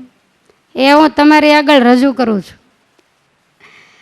ભગવાન શ્રી હરિએ જે ઉત્સવ સમયા કર્યા 1858થી મહારાજ ગાદીએ બેઠા ત્યારથી આરંભી અને 1886 સુધીના હરિલીલામૃત ભાગ 2, 3 ને 4 એની અંદર એનું વર્ણન છે. તો એમાં ભગવાન શ્રી હરિએ વસંત પંચમી, રામનવમી, જન્માષ્ટમી, પછી આ ફૂલદોલ, રંગોત્સવ અને અન્નકૂટ આટલા ઉત્સવ મુખ્ય, અને પછી બીજા ઘણા ઋષિ જયંતી, આ તે વામન દ્વાદશી વગેરેના ઉત્સવ કર્યા હોય એ બધા છૂટક છૂટક.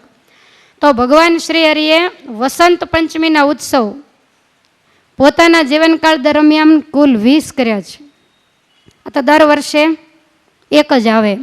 તો 20 ઉત્સવ વસંત પંચમીના કર્યા. એમાં વડતાલમાં 3, ગઢડામાં 11 અને બીજા બધાએ અન્ય ગામની અંદર જુદા જુદા થયા હોય એ 6.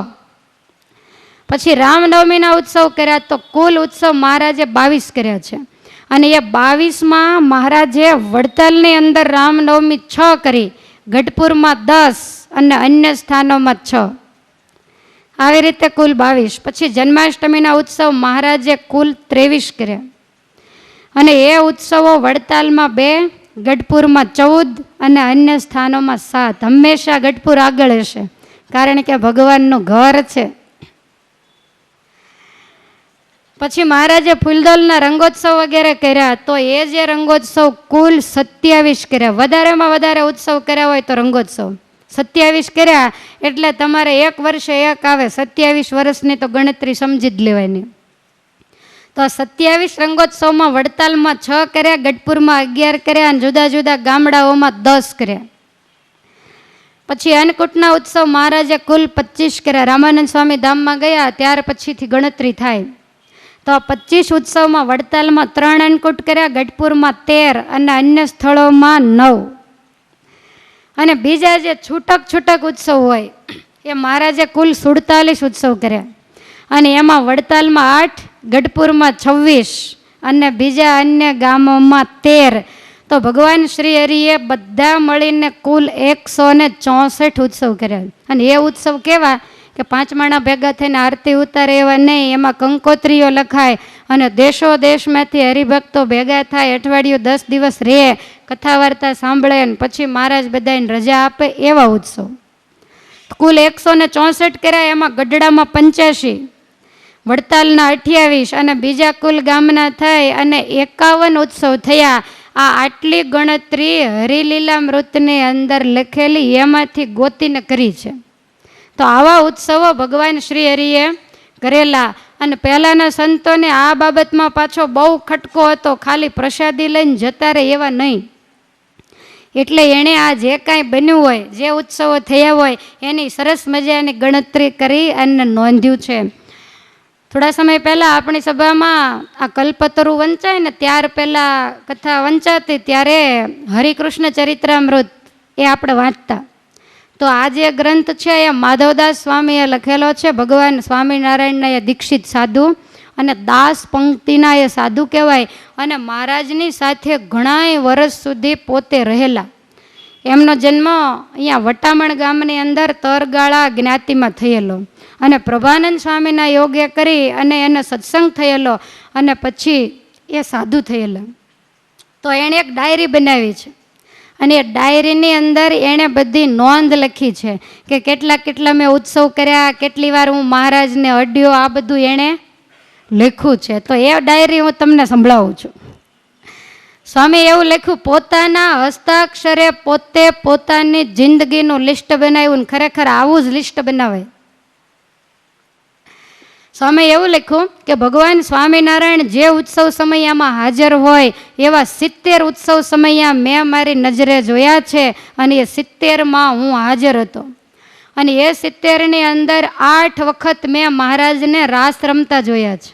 જુદા જુદા ગામની અંદર 6 વખત મહારાજને સુવર્ણનો મુગટ પહેરેલા જોયા છે. 22 વખત ભગવાન હુતાસણીનો ઉત્સવ કરતા હોય એવું મેં મારી નજરે જોયું છે. એ ઉત્સવમાં હું હાજર હતો. 22 વખત મહારાજ મારા ઉપર રાજી થઈને મને બથમાં લઈને ભેટ્યા છે. 22 વખત મહારાજે મારા ઉપર રાજી થઈને મને છાતીમાં ચરણારવિંદ આપ્યા છે. 10 વખત મારા ઉપર રાજી થઈને મહારાજે પોતે ફેરવેલી પ્રસાદીની 10 માળા મને આપી છે. સ્વામી કહે છે કે 11 વખત પોતે પહેરેલા પ્રસાદીના વસ્ત્રો ઉતારીને મને આપ્યા છે આ માધવદાસ સ્વામીને. અને 222 વખત હું ભગવાનને અડ્યો છું. કેટલી વાર? 222 વખત ભગવાનનો મેં પ્રત્યક્ષ સ્પર્શ કર્યો છે. અડ્યા છે એ તો અલગ વસ્તુ છે, ભેગા રહેતા હોય એટલે અડે, પણ એની ગણતરી કેવી સચોટ હશે, એણે કેવું આમ ધ્યાન રાખ્યું હશે કહો. પછી સ્વામી લખે છે કે 250 વખત મેં ભગવાનની સાથે વાત કરી છે.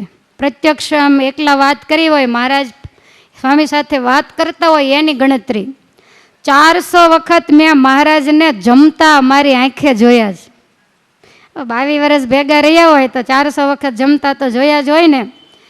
270 વખત ભગવાન શ્રી હરિ કોઈ પણ નદી તળાવમાં નાતા હોય તો નાતા મેં ભગવાનનો 270 વખત સ્પર્શ કર્યો છે. નાતા 210 વખત મેં મહારાજને સ્નાન કરતા જોયા છે પણ અડાયું નથી. આ જુદું. જાજા બીડામાં મહારાજ નાતા હોય, સ્વામી પાસે ન જઈ શકે અને અડ્યા ન હોય તો એની ગણતરી જુદી. આવું 210 વખત થયું છે. પછી સ્વામી કહે છે કે 813 વખત મેં મહારાજને ઘોડે ચડતા અને ઉતરતા જોયા. ચડ્યા તોય લખી લીધું, ઉતર્યા અને જોયા તોય લખી લીધું. કેટલી વાર? 813 વખત આવા દર્શન કર્યા છે. અને 310 વખત મહારાજ સંતોની પંક્તિમાં પીરસતા હોય એવા દર્શન મેં કર્યા છે. આટલી ડાયરી સ્વામીએ લખેલી એ જૂના જે પુસ્તકો હોય ને એમાંથી મળી આવી. એમાં માધવદાસ સ્વામીના હસ્તાક્ષર હતા અને હરિચરિત્રામૃત ગ્રંથની અંદર પણ છેલ્લે આ ડાયરીને લખેલી છે. તો તમે વિચાર કરો કે ઘોડે ચડતા ને ઉતરતા 813 વખત જો એણે જોયા હોય તો એણે કેવું ધ્યાન રાખ્યું હશે. 22 વર્ષ મહારાજની સાથે પોતે રહ્યા અને કેવી રીતે એણે દર્શન કર્યા હશે, કેવો એને ભગવાનનો મહિમા હશે. તો જ આવી ગણતરી રહે ને. તમે ગણતરી કરી કે મેં આટલી વાર હરિકૃષ્ણ મહારાજના દર્શન કર્યા છે એમ. આપણને એમ થાય કે હવે એ તો અહીંયા ગામમાં છે, જીવશું ત્યાં સુધી કરશું, એની શું વળી ગણતરી. તો માધવદાસ સ્વામીને એમ થવું જોઈએ કે એનો સાધુ છું, એને ભેગો કાયમ રહેવાનો, એમાં વળી શું ગણતરી કરવી. પણ છતાં અતિશય હેત હતું. તો ભગવાન શ્રી હરિના જે કાંઈ મળ્યા બેટા એની સ્વામીએ ગણતરી કરી. તો આવી રીતે ભગવાને દિવ્ય ઉત્સવો કર્યા છે. વર્ષોથી ભટકતા જીવાત્માઓ ભગવાનના હુકમે કરીને અક્ષરધામને પામ્યા છે. એમ પવિત્ર કરી પૃથ્વી તારા જીવ કાઢી રીત નવી. અતિ આનંદજનને પમાડ્યો અને બ્રહ્મલનું બાર ઉગાડ્યું. અક્ષરધામનો દરવાજો જમપુરીનો જેમ બંધ કર્યો એમ અક્ષરધામનો દરવાજો મહારાજે ખુલ્લો મૂક્યો. મુક્તનો કે હાંજે બંધ નહીં કરવાનો, 24 કલાક ખુલ્લો. જ્યારે જેને જવું હોય ત્યારે જવાય. લોકમાં બધા વાતો કરે બારસને દિવસે 12 બારણા ખુલ્લા. 12 બારણા શેને હોય જ નથી ખબર. 12 બારણા છે ને વળી. ગમે તેથી જઈએ, 14 હોય તોય ભલે ને અમાસ હોય તોય ભલે, જેણે ભગવાનનું ભજન કર્યું છે ને એના માટે બધા દરવાજા ખુલ્લા જ છે. 12 બારણા ખુલ્લા હોય પણ આ શેમાં ઘૂસી જાય એ તમને ખબર છે? જેવા કર્મ હોય ત્યાં જ આ જીવાત્મા ઘૂસે. સૌ જાઓ ધામમાં સમે અને સ્વામી સહજાનંદને હુકમે. સ્વામી કે મહારાજે એવું કહ્યું કે મારો હુકમ છે કે જેને ઈચ્છા થાય એ બધાય ધામમાં જાઓ. પાછા આવવાની ઈચ્છા હોય સમાધિ કરીને દર્શન કરીને પાછા આવજો. જવાની ઈચ્છા હોય તો શરીર છોડીને માંડો જાવા. ભગવાન શ્રી હરિ ગઢપુરથી વડતાલ જતા હતા તો વચ્ચે ગાંફ ગામ આવ્યું. ગામના પાદર મલકા તલાવડી છે. તો તલાવડીએ ભગવાન શ્રી હરિ બપોરા કરવા માટે ઉતર્યા. કિનારે થોડાક વૃક્ષો હશે એની નીચે ભગવાન છાંયડે બેઠા. ભોજન કરી પછી માથે વસ્ત્ર ઓઢીને મહારાજ કાંઈ થોડી વાર આરામ કરીએ. તો બીજા બધા સાથે પાર્ષદો નાજા જોગિયા વગેરે હતા એ બધા બેઠા. મહારાજને કે મહારાજ તમે શું, અમે બેઠા છીએ. ભગવાને આમ મોઢા ઉપર વસ્ત્ર ઓઢી અને શરીર લંબાયું અને એ જ વખતે 3000 જેટલા નાના નાના બાળકોનું મોટું ટોળું આવ્યું. નાજા જોગિયા તો વિચાર કરે કે આ બાળકો આ ગામની અંદર તો આટલે હોય જ નહીં. અને આવીને મહારાજને મેંડા પગે લાગવા અને મેંડા પ્રાર્થના કરવા. એટલે મહારાજે આમ ઉપરથી કપડું ખસેડ્યું અને એની સામે આમ અભય હાથ બતાવ્યો. એટલે તમામ જે છોકરાઓ હતા એ વિમાનમાં બેસીને ધામમાં ગયા. નાજા જોગ્યા કે મહારાજ આ શું કર્યું તમે?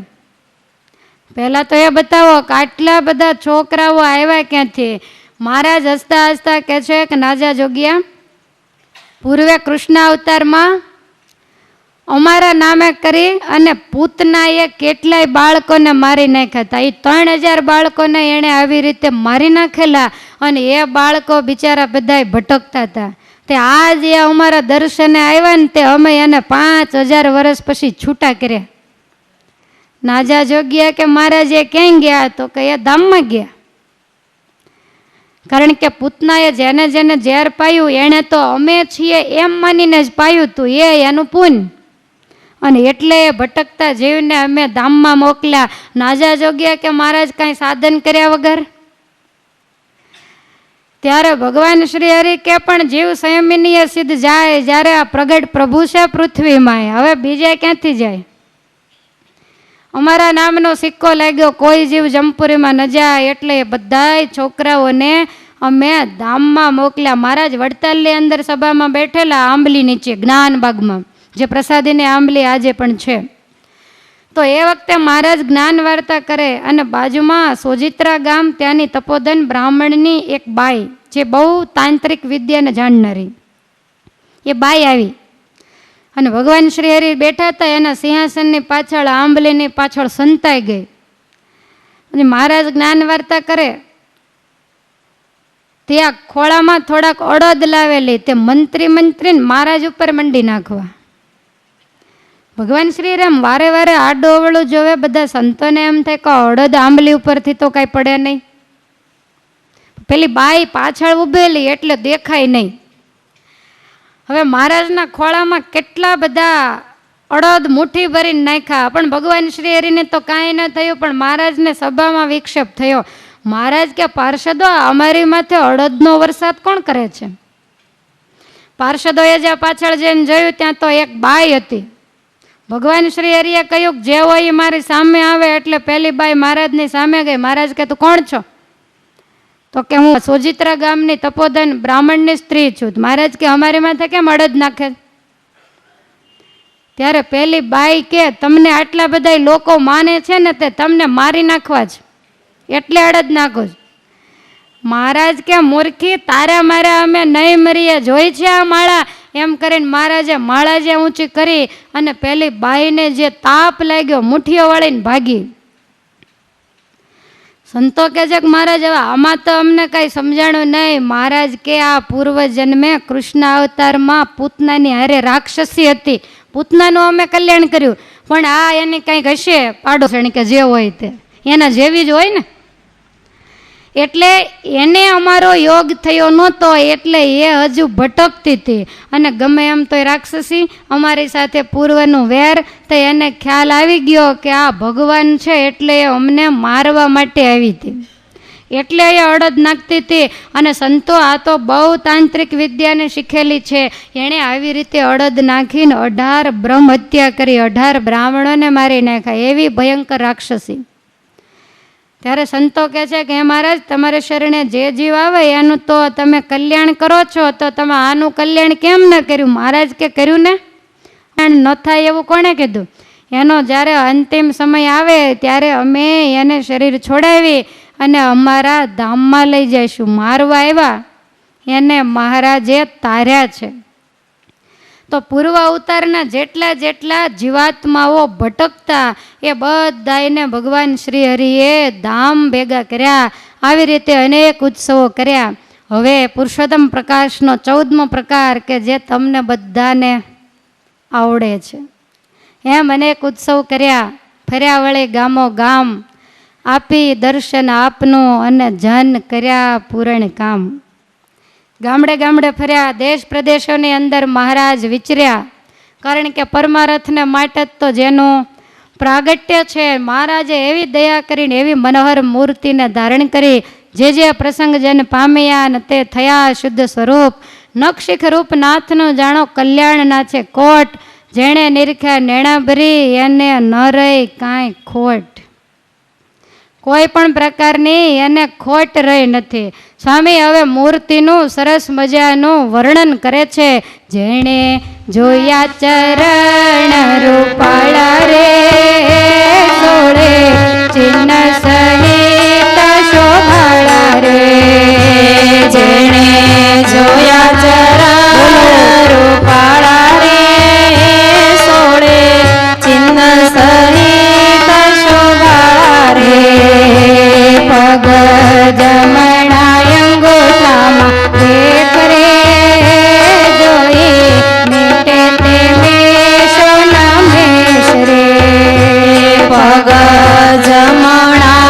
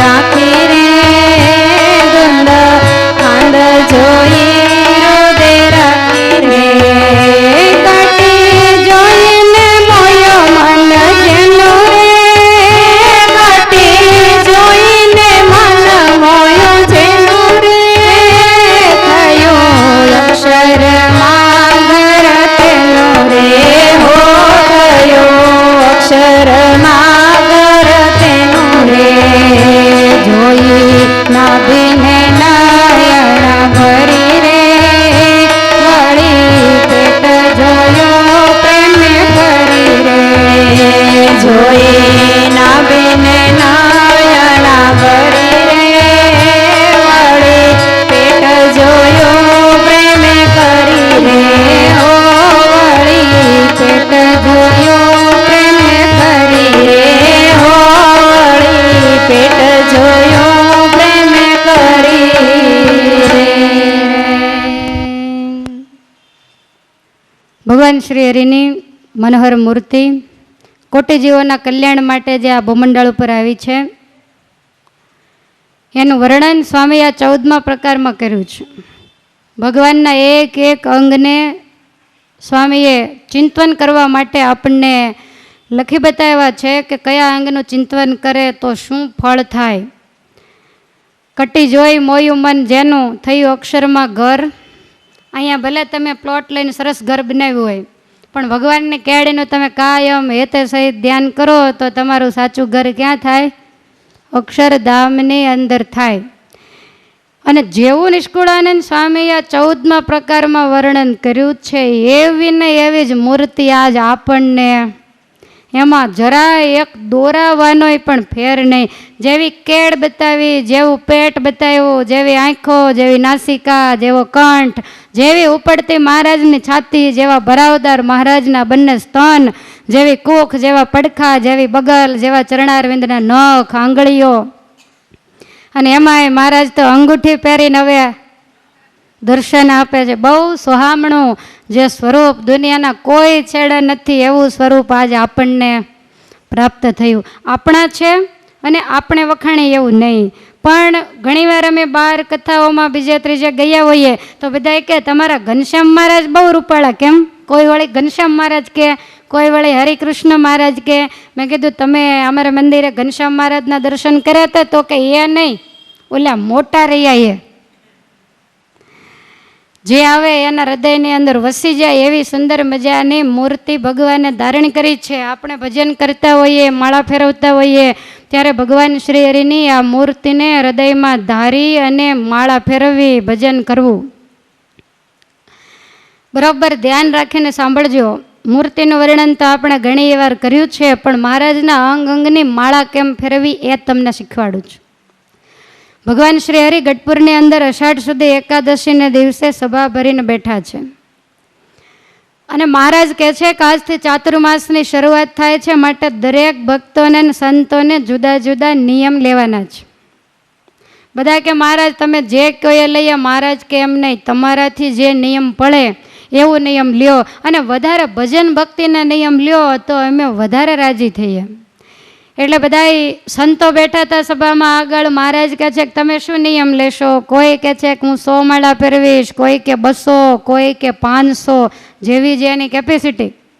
ઘણાને તો ગરમ થઈ જાય એટલી સ્પીડમાં માળા ફરતી હોય.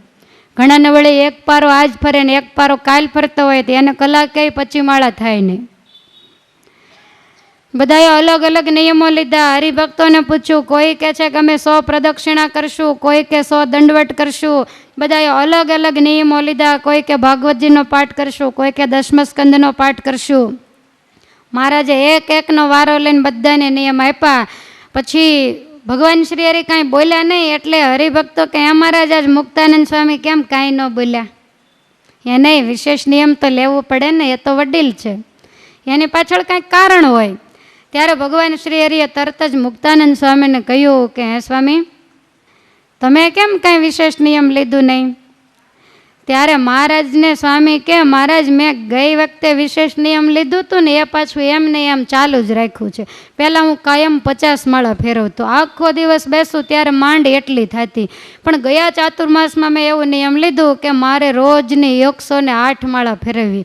અને મહારાજ હું 108 માળા જો ફેરવું તો મારાથી કાંઈ કીર્તન બનાવાય નહીં, કાંઈ સત્સંગ કરાવવા જવાય નહીં, મારાથી કોઈ કથા વાર્તા થાય નહીં, બીજું કાંઈ ન થાય, આખો દિવસ મારો માળામાં જાય. અને છતાંય મહારાજ રાતના 12 વાગે ત્યારે મારે 108 માળા પૂરી થાય.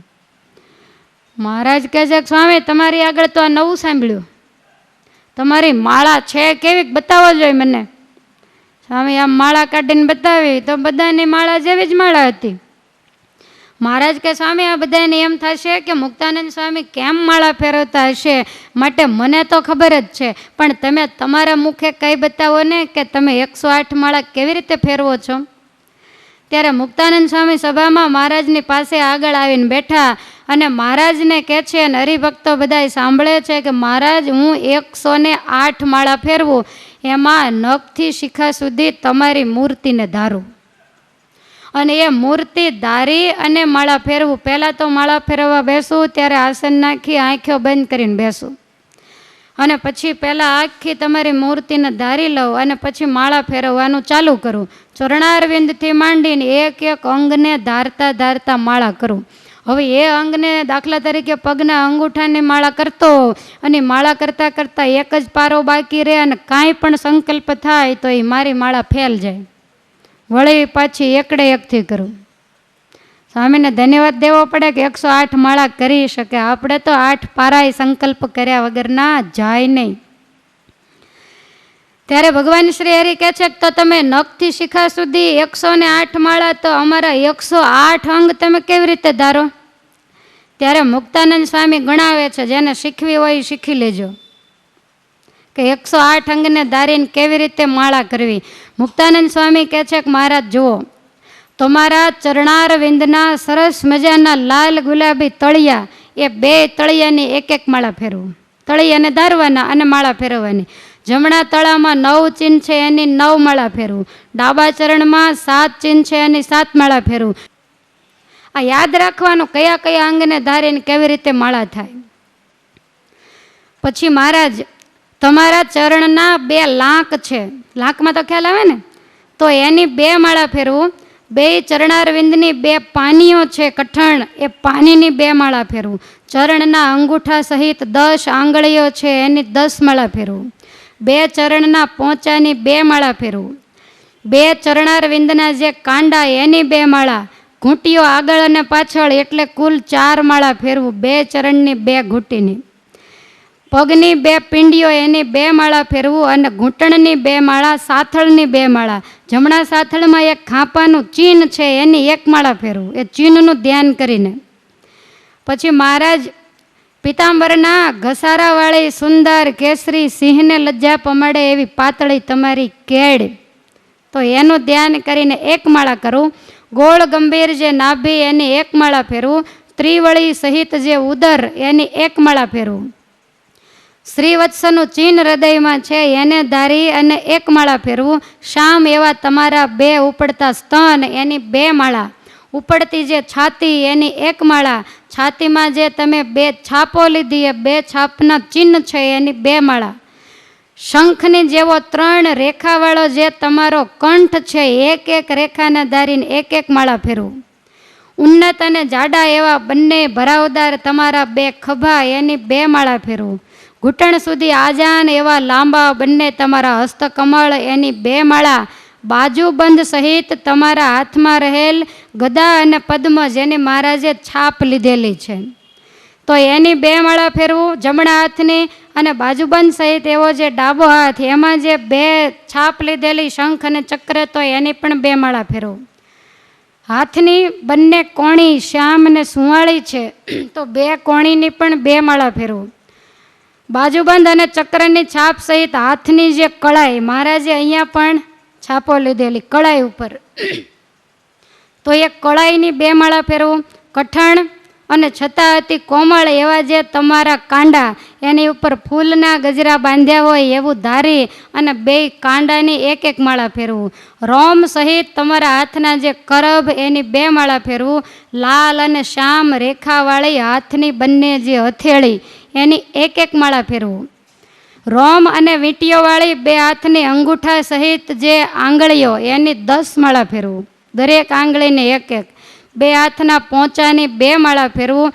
અને કેશે સહિત જે તમારી દાઢી તેની 1 માળા ફેરવું. લાલ એવો જે નીચલો હોઠ એની 1 માળા ફેરવું. અને મૂછના દોરાએ સહિતનો જે ઉપલો હોઠ એની પણ 1 માળા ફેરવું. 2 હોઠની નોખી ફેરવે. પછી કહે છે કે લાલ અને માખણ જેવી સુવાળી જે તમારી કોમળ જીભ એની 1 માળા ફેરવું.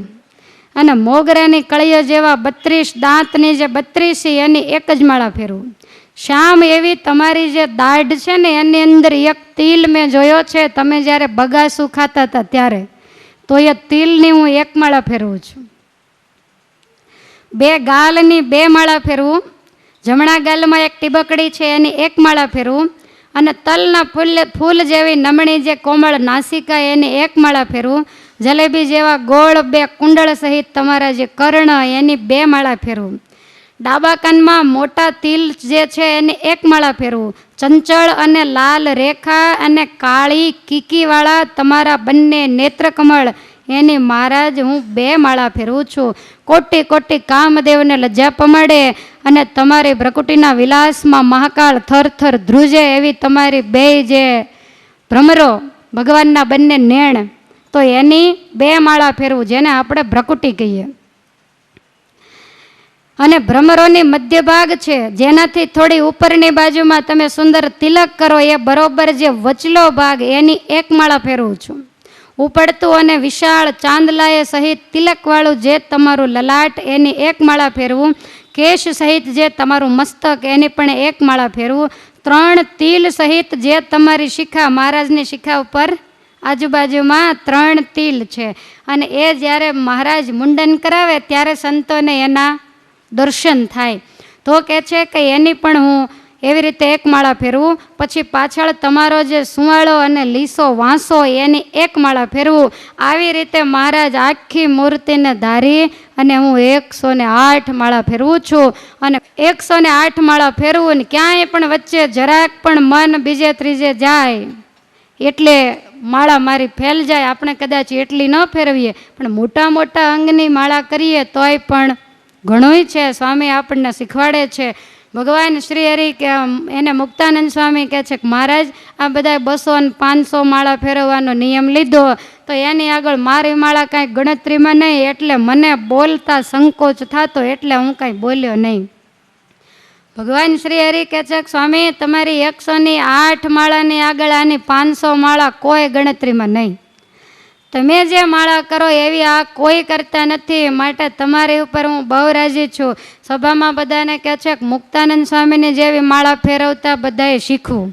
અંગ અંગને ધારવાની ટેવ પાડવી એવી અમારી બધાને આજ્ઞા છે. પછી ભગવાન શ્રી હરિ કહે છે કે હવે બધાને નિયમ લેવાઈ ગયા, હવે મારે એક નિયમ લેવો છે. બધા તો વિચારમાં પડ્યા કે મહારાજ શું નિયમ લેશે. ભગવાન શ્રી હરિ કહે છે કે મારે આજથી 4 મહિના સુધી એવો નિયમ કે દાદા ખાચર ઉપર મને વધારે હેત છે, અને મુક્તાનંદ સ્વામીએ આજે આવું મને જે અંગો અંગનું ધ્યાનની વાત કરી એટલે એના ઉપર પણ અમે બહુ રાજી થયા છીએ. તો આ બેયને સિગ્રામમાં બેસાડી અને એ સિગ્રામ અમારે પોતાને હાંકવો અને 4 મહિના સુધી એને નારાયણ ધરે નાવા લઈ જવા. મહારાજે આવો ને એમ લીધો. આ તો બધા એના નાના 4 મહિના સુધી રોજ સિગ્રામ માર જ ચલાવે, એટલે રહેવાનું ગઢડામાં, બેસવાનું બેને મુક્તાનંદ સ્વામી દાદા ખાચર, બીજા બધા એને કોઈને ચાલીને, કોઈને વળી પોતપોતાના ઘોડાઓ વગેરે લઈને, અને કાયમને માટે મહારાજ કે મારે પોતે નારાયણ ધરે જવું ને એની સાથે ધૂબકા મારી નાવું.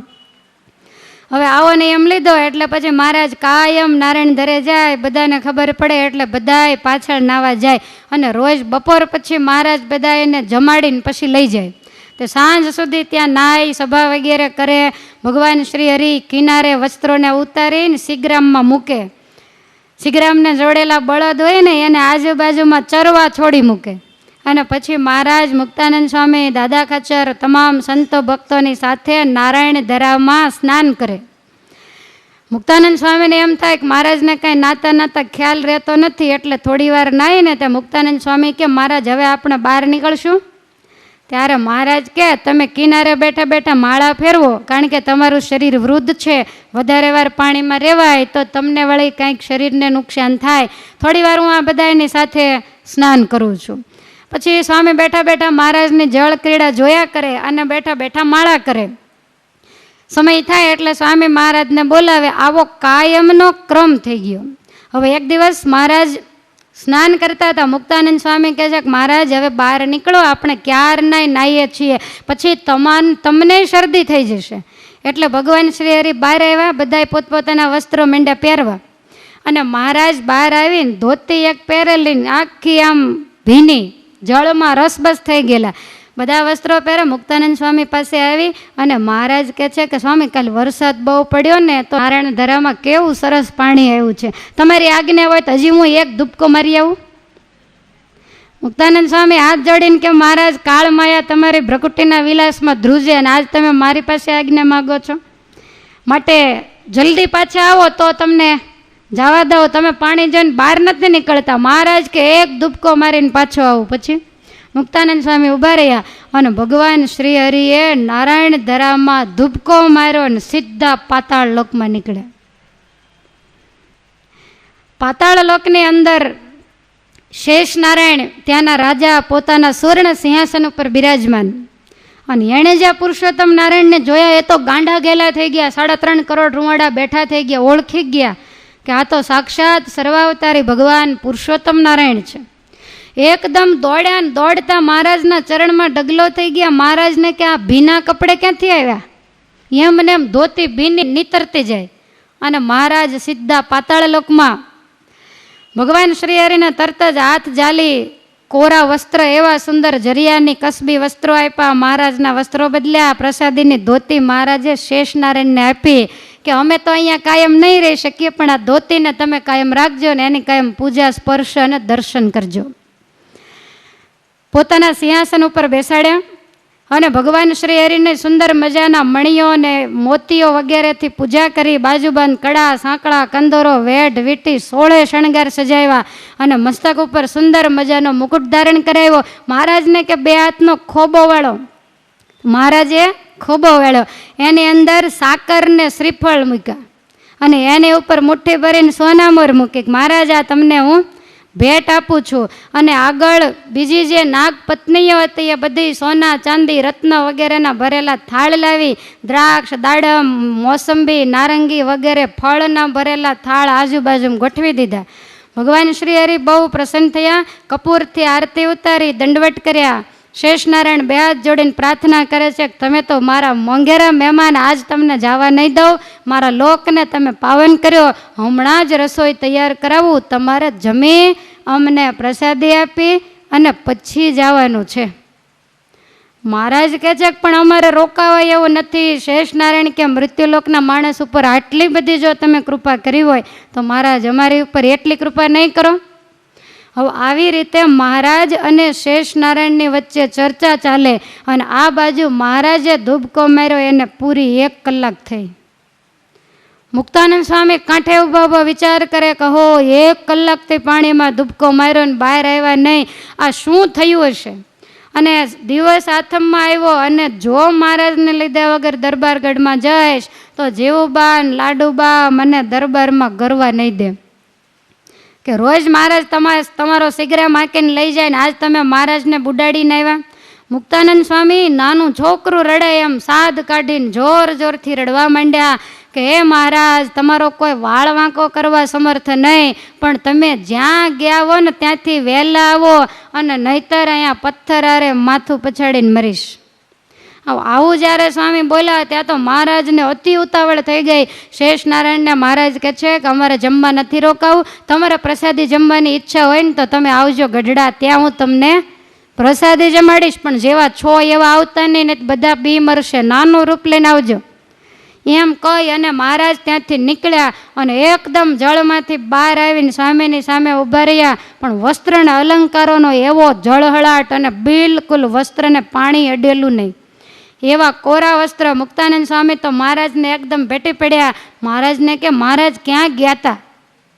મહારાજ કે અમારે ખાલી એક જ ધુપકો મારવાનો હતો, પણ અમને ખ્યાલ ન રહ્યો ને તે શેષનારાયણ અમને પાતાળમાં લઈ ગયા અને પાતાળમાં એણે આ અમારી પૂજા કરી છે. અને શેષનારાયણને તો અમને જમાડવાની ઈચ્છા હતી, પણ તમે અહીંયા આકળા થઈ ગયા એટલે અમે જલ્દી આવ્યા છીએ, માટે ચાલો બેસો શીગ્રામમાં. શીગ્રામમાં બેસાડ્યા, બધાએ ઘેર આવ્યા ને બીજે દિવસે સવારમાં શેષનારાયણ આવ્યા. પ્રસાદીની આને તો ઉતાવળ હોય જ. મોટા સર્પનું રૂપ લઈ અને દરબારગઢમાં સીધા આવ્યા અને આવ્યા ત્યાં જોતાની સાથે સભામાં બેઠેલા બધા ઊભા થઈ થઈને માંડ્યા ભાગવા. મહારાજ કે ભાગશો નહીં, શેષનારાયણ આવ્યા. પણ તોય ધીરજ રે, બધા ઓસરીમાં માંડ્યા ચડવા. શેષનારાયણ જય ભગવાનના ઢોલિયાનો પાયો હતો ને એની સાથે વીટાઈને ફેણ માંડીને મહારાજને સામે સામે જોઈ રહ્યા. પછી તો ભગવાન શ્રી હરિએ મોટાબાને કહ્યું કે આ પ્રસાદી લેવા આવ્યા છે એટલે બિરંજની રસોઈ બનાવો. તાત્કાલિક બિરંજની રસોઈ બનાવડાવી. મહારાજની વાતો શેષનારાયણ સાંભળે, પણ આપણી જેમ કોઈને વાતોમાં ધ્યાન નહીં, બધાને ધ્યાન ત્યાં કે હમણાં એ પાયેથી કદાચ ઉખડીને અહીંયા આવે નહીં સભા સોસરા. ભગવાન શ્રી હરિએ કથા વાર્તા કરી. મોટાભાઈએ દાસીને કેવડાવ્યું કે મહારાજ રસોઈ તૈયાર થઈ ગઈ છે. ભગવાન શ્રી હરિ કહે છે કે પહેલાં આપણે બધા સંતોને જમાડી દઈએ. સંતોની પંક્તિ કરવાનું કહ્યું. સંતો કે મહારાજ અમે આ નીચે જમવા નહીં બેસીએ, અમને તો બીક લાગે. મહારાજ કે એક કામ કરો, જાઓ દરબારગઢમાં હોય એટલા ખાટલા લેતા હોય, એક એક ખાટલા ઉપર 4-4 જણાને બેસવાની.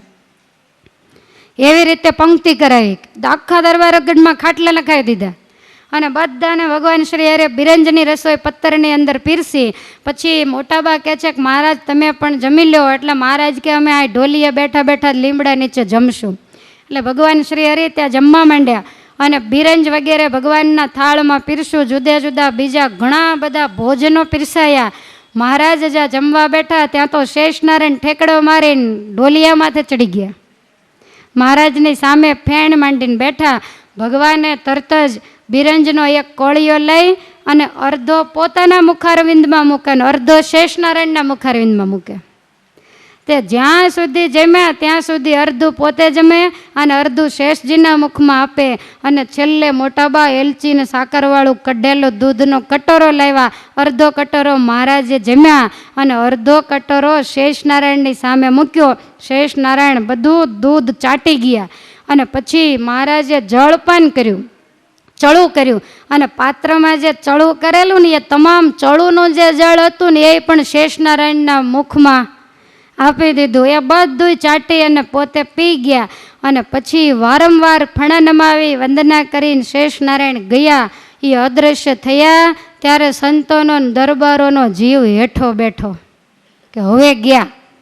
પછી બધા ખાટલેથી નીચે ઉતર્યા. મહારાજને કે હે મહારાજ આ તમે આજ શું લીલા કરી? મહારાજ કે કાલે અમે પાતાળ લોકમાં ગયા હતા અને શેષજીએ કીધેલું કે અમારે તમારી પ્રસાદી લેવી છે. તો શેષજી પ્રસાદી લેવા માટે આવેલા, તો એને અમે આજ પ્રસાદી જમાડી અને તમે તો બધાય કેવા બીના. દરબારો કે મહારાજ આનું કાંઈ નક્કી ખરું, ક્યારે આવીને ટટકારે? એટલે અમને તો બહુ બીક લાગી, અમને શું ખબર આ શેષનારાયણ હોય, કારણ કે સર્પના જેવું રૂપ લઈને આવેલા. તો આવી રીતે ભગવાન શ્રી હરિએ બધાને નિયમો આપ્યા અને શેષજીને પોતાની પ્રસાદી જમાડી. એની સાથે જ હું કથાને વિરામ આપું છું. બોલો સ્વામિનારાયણ ભગવાનની જય.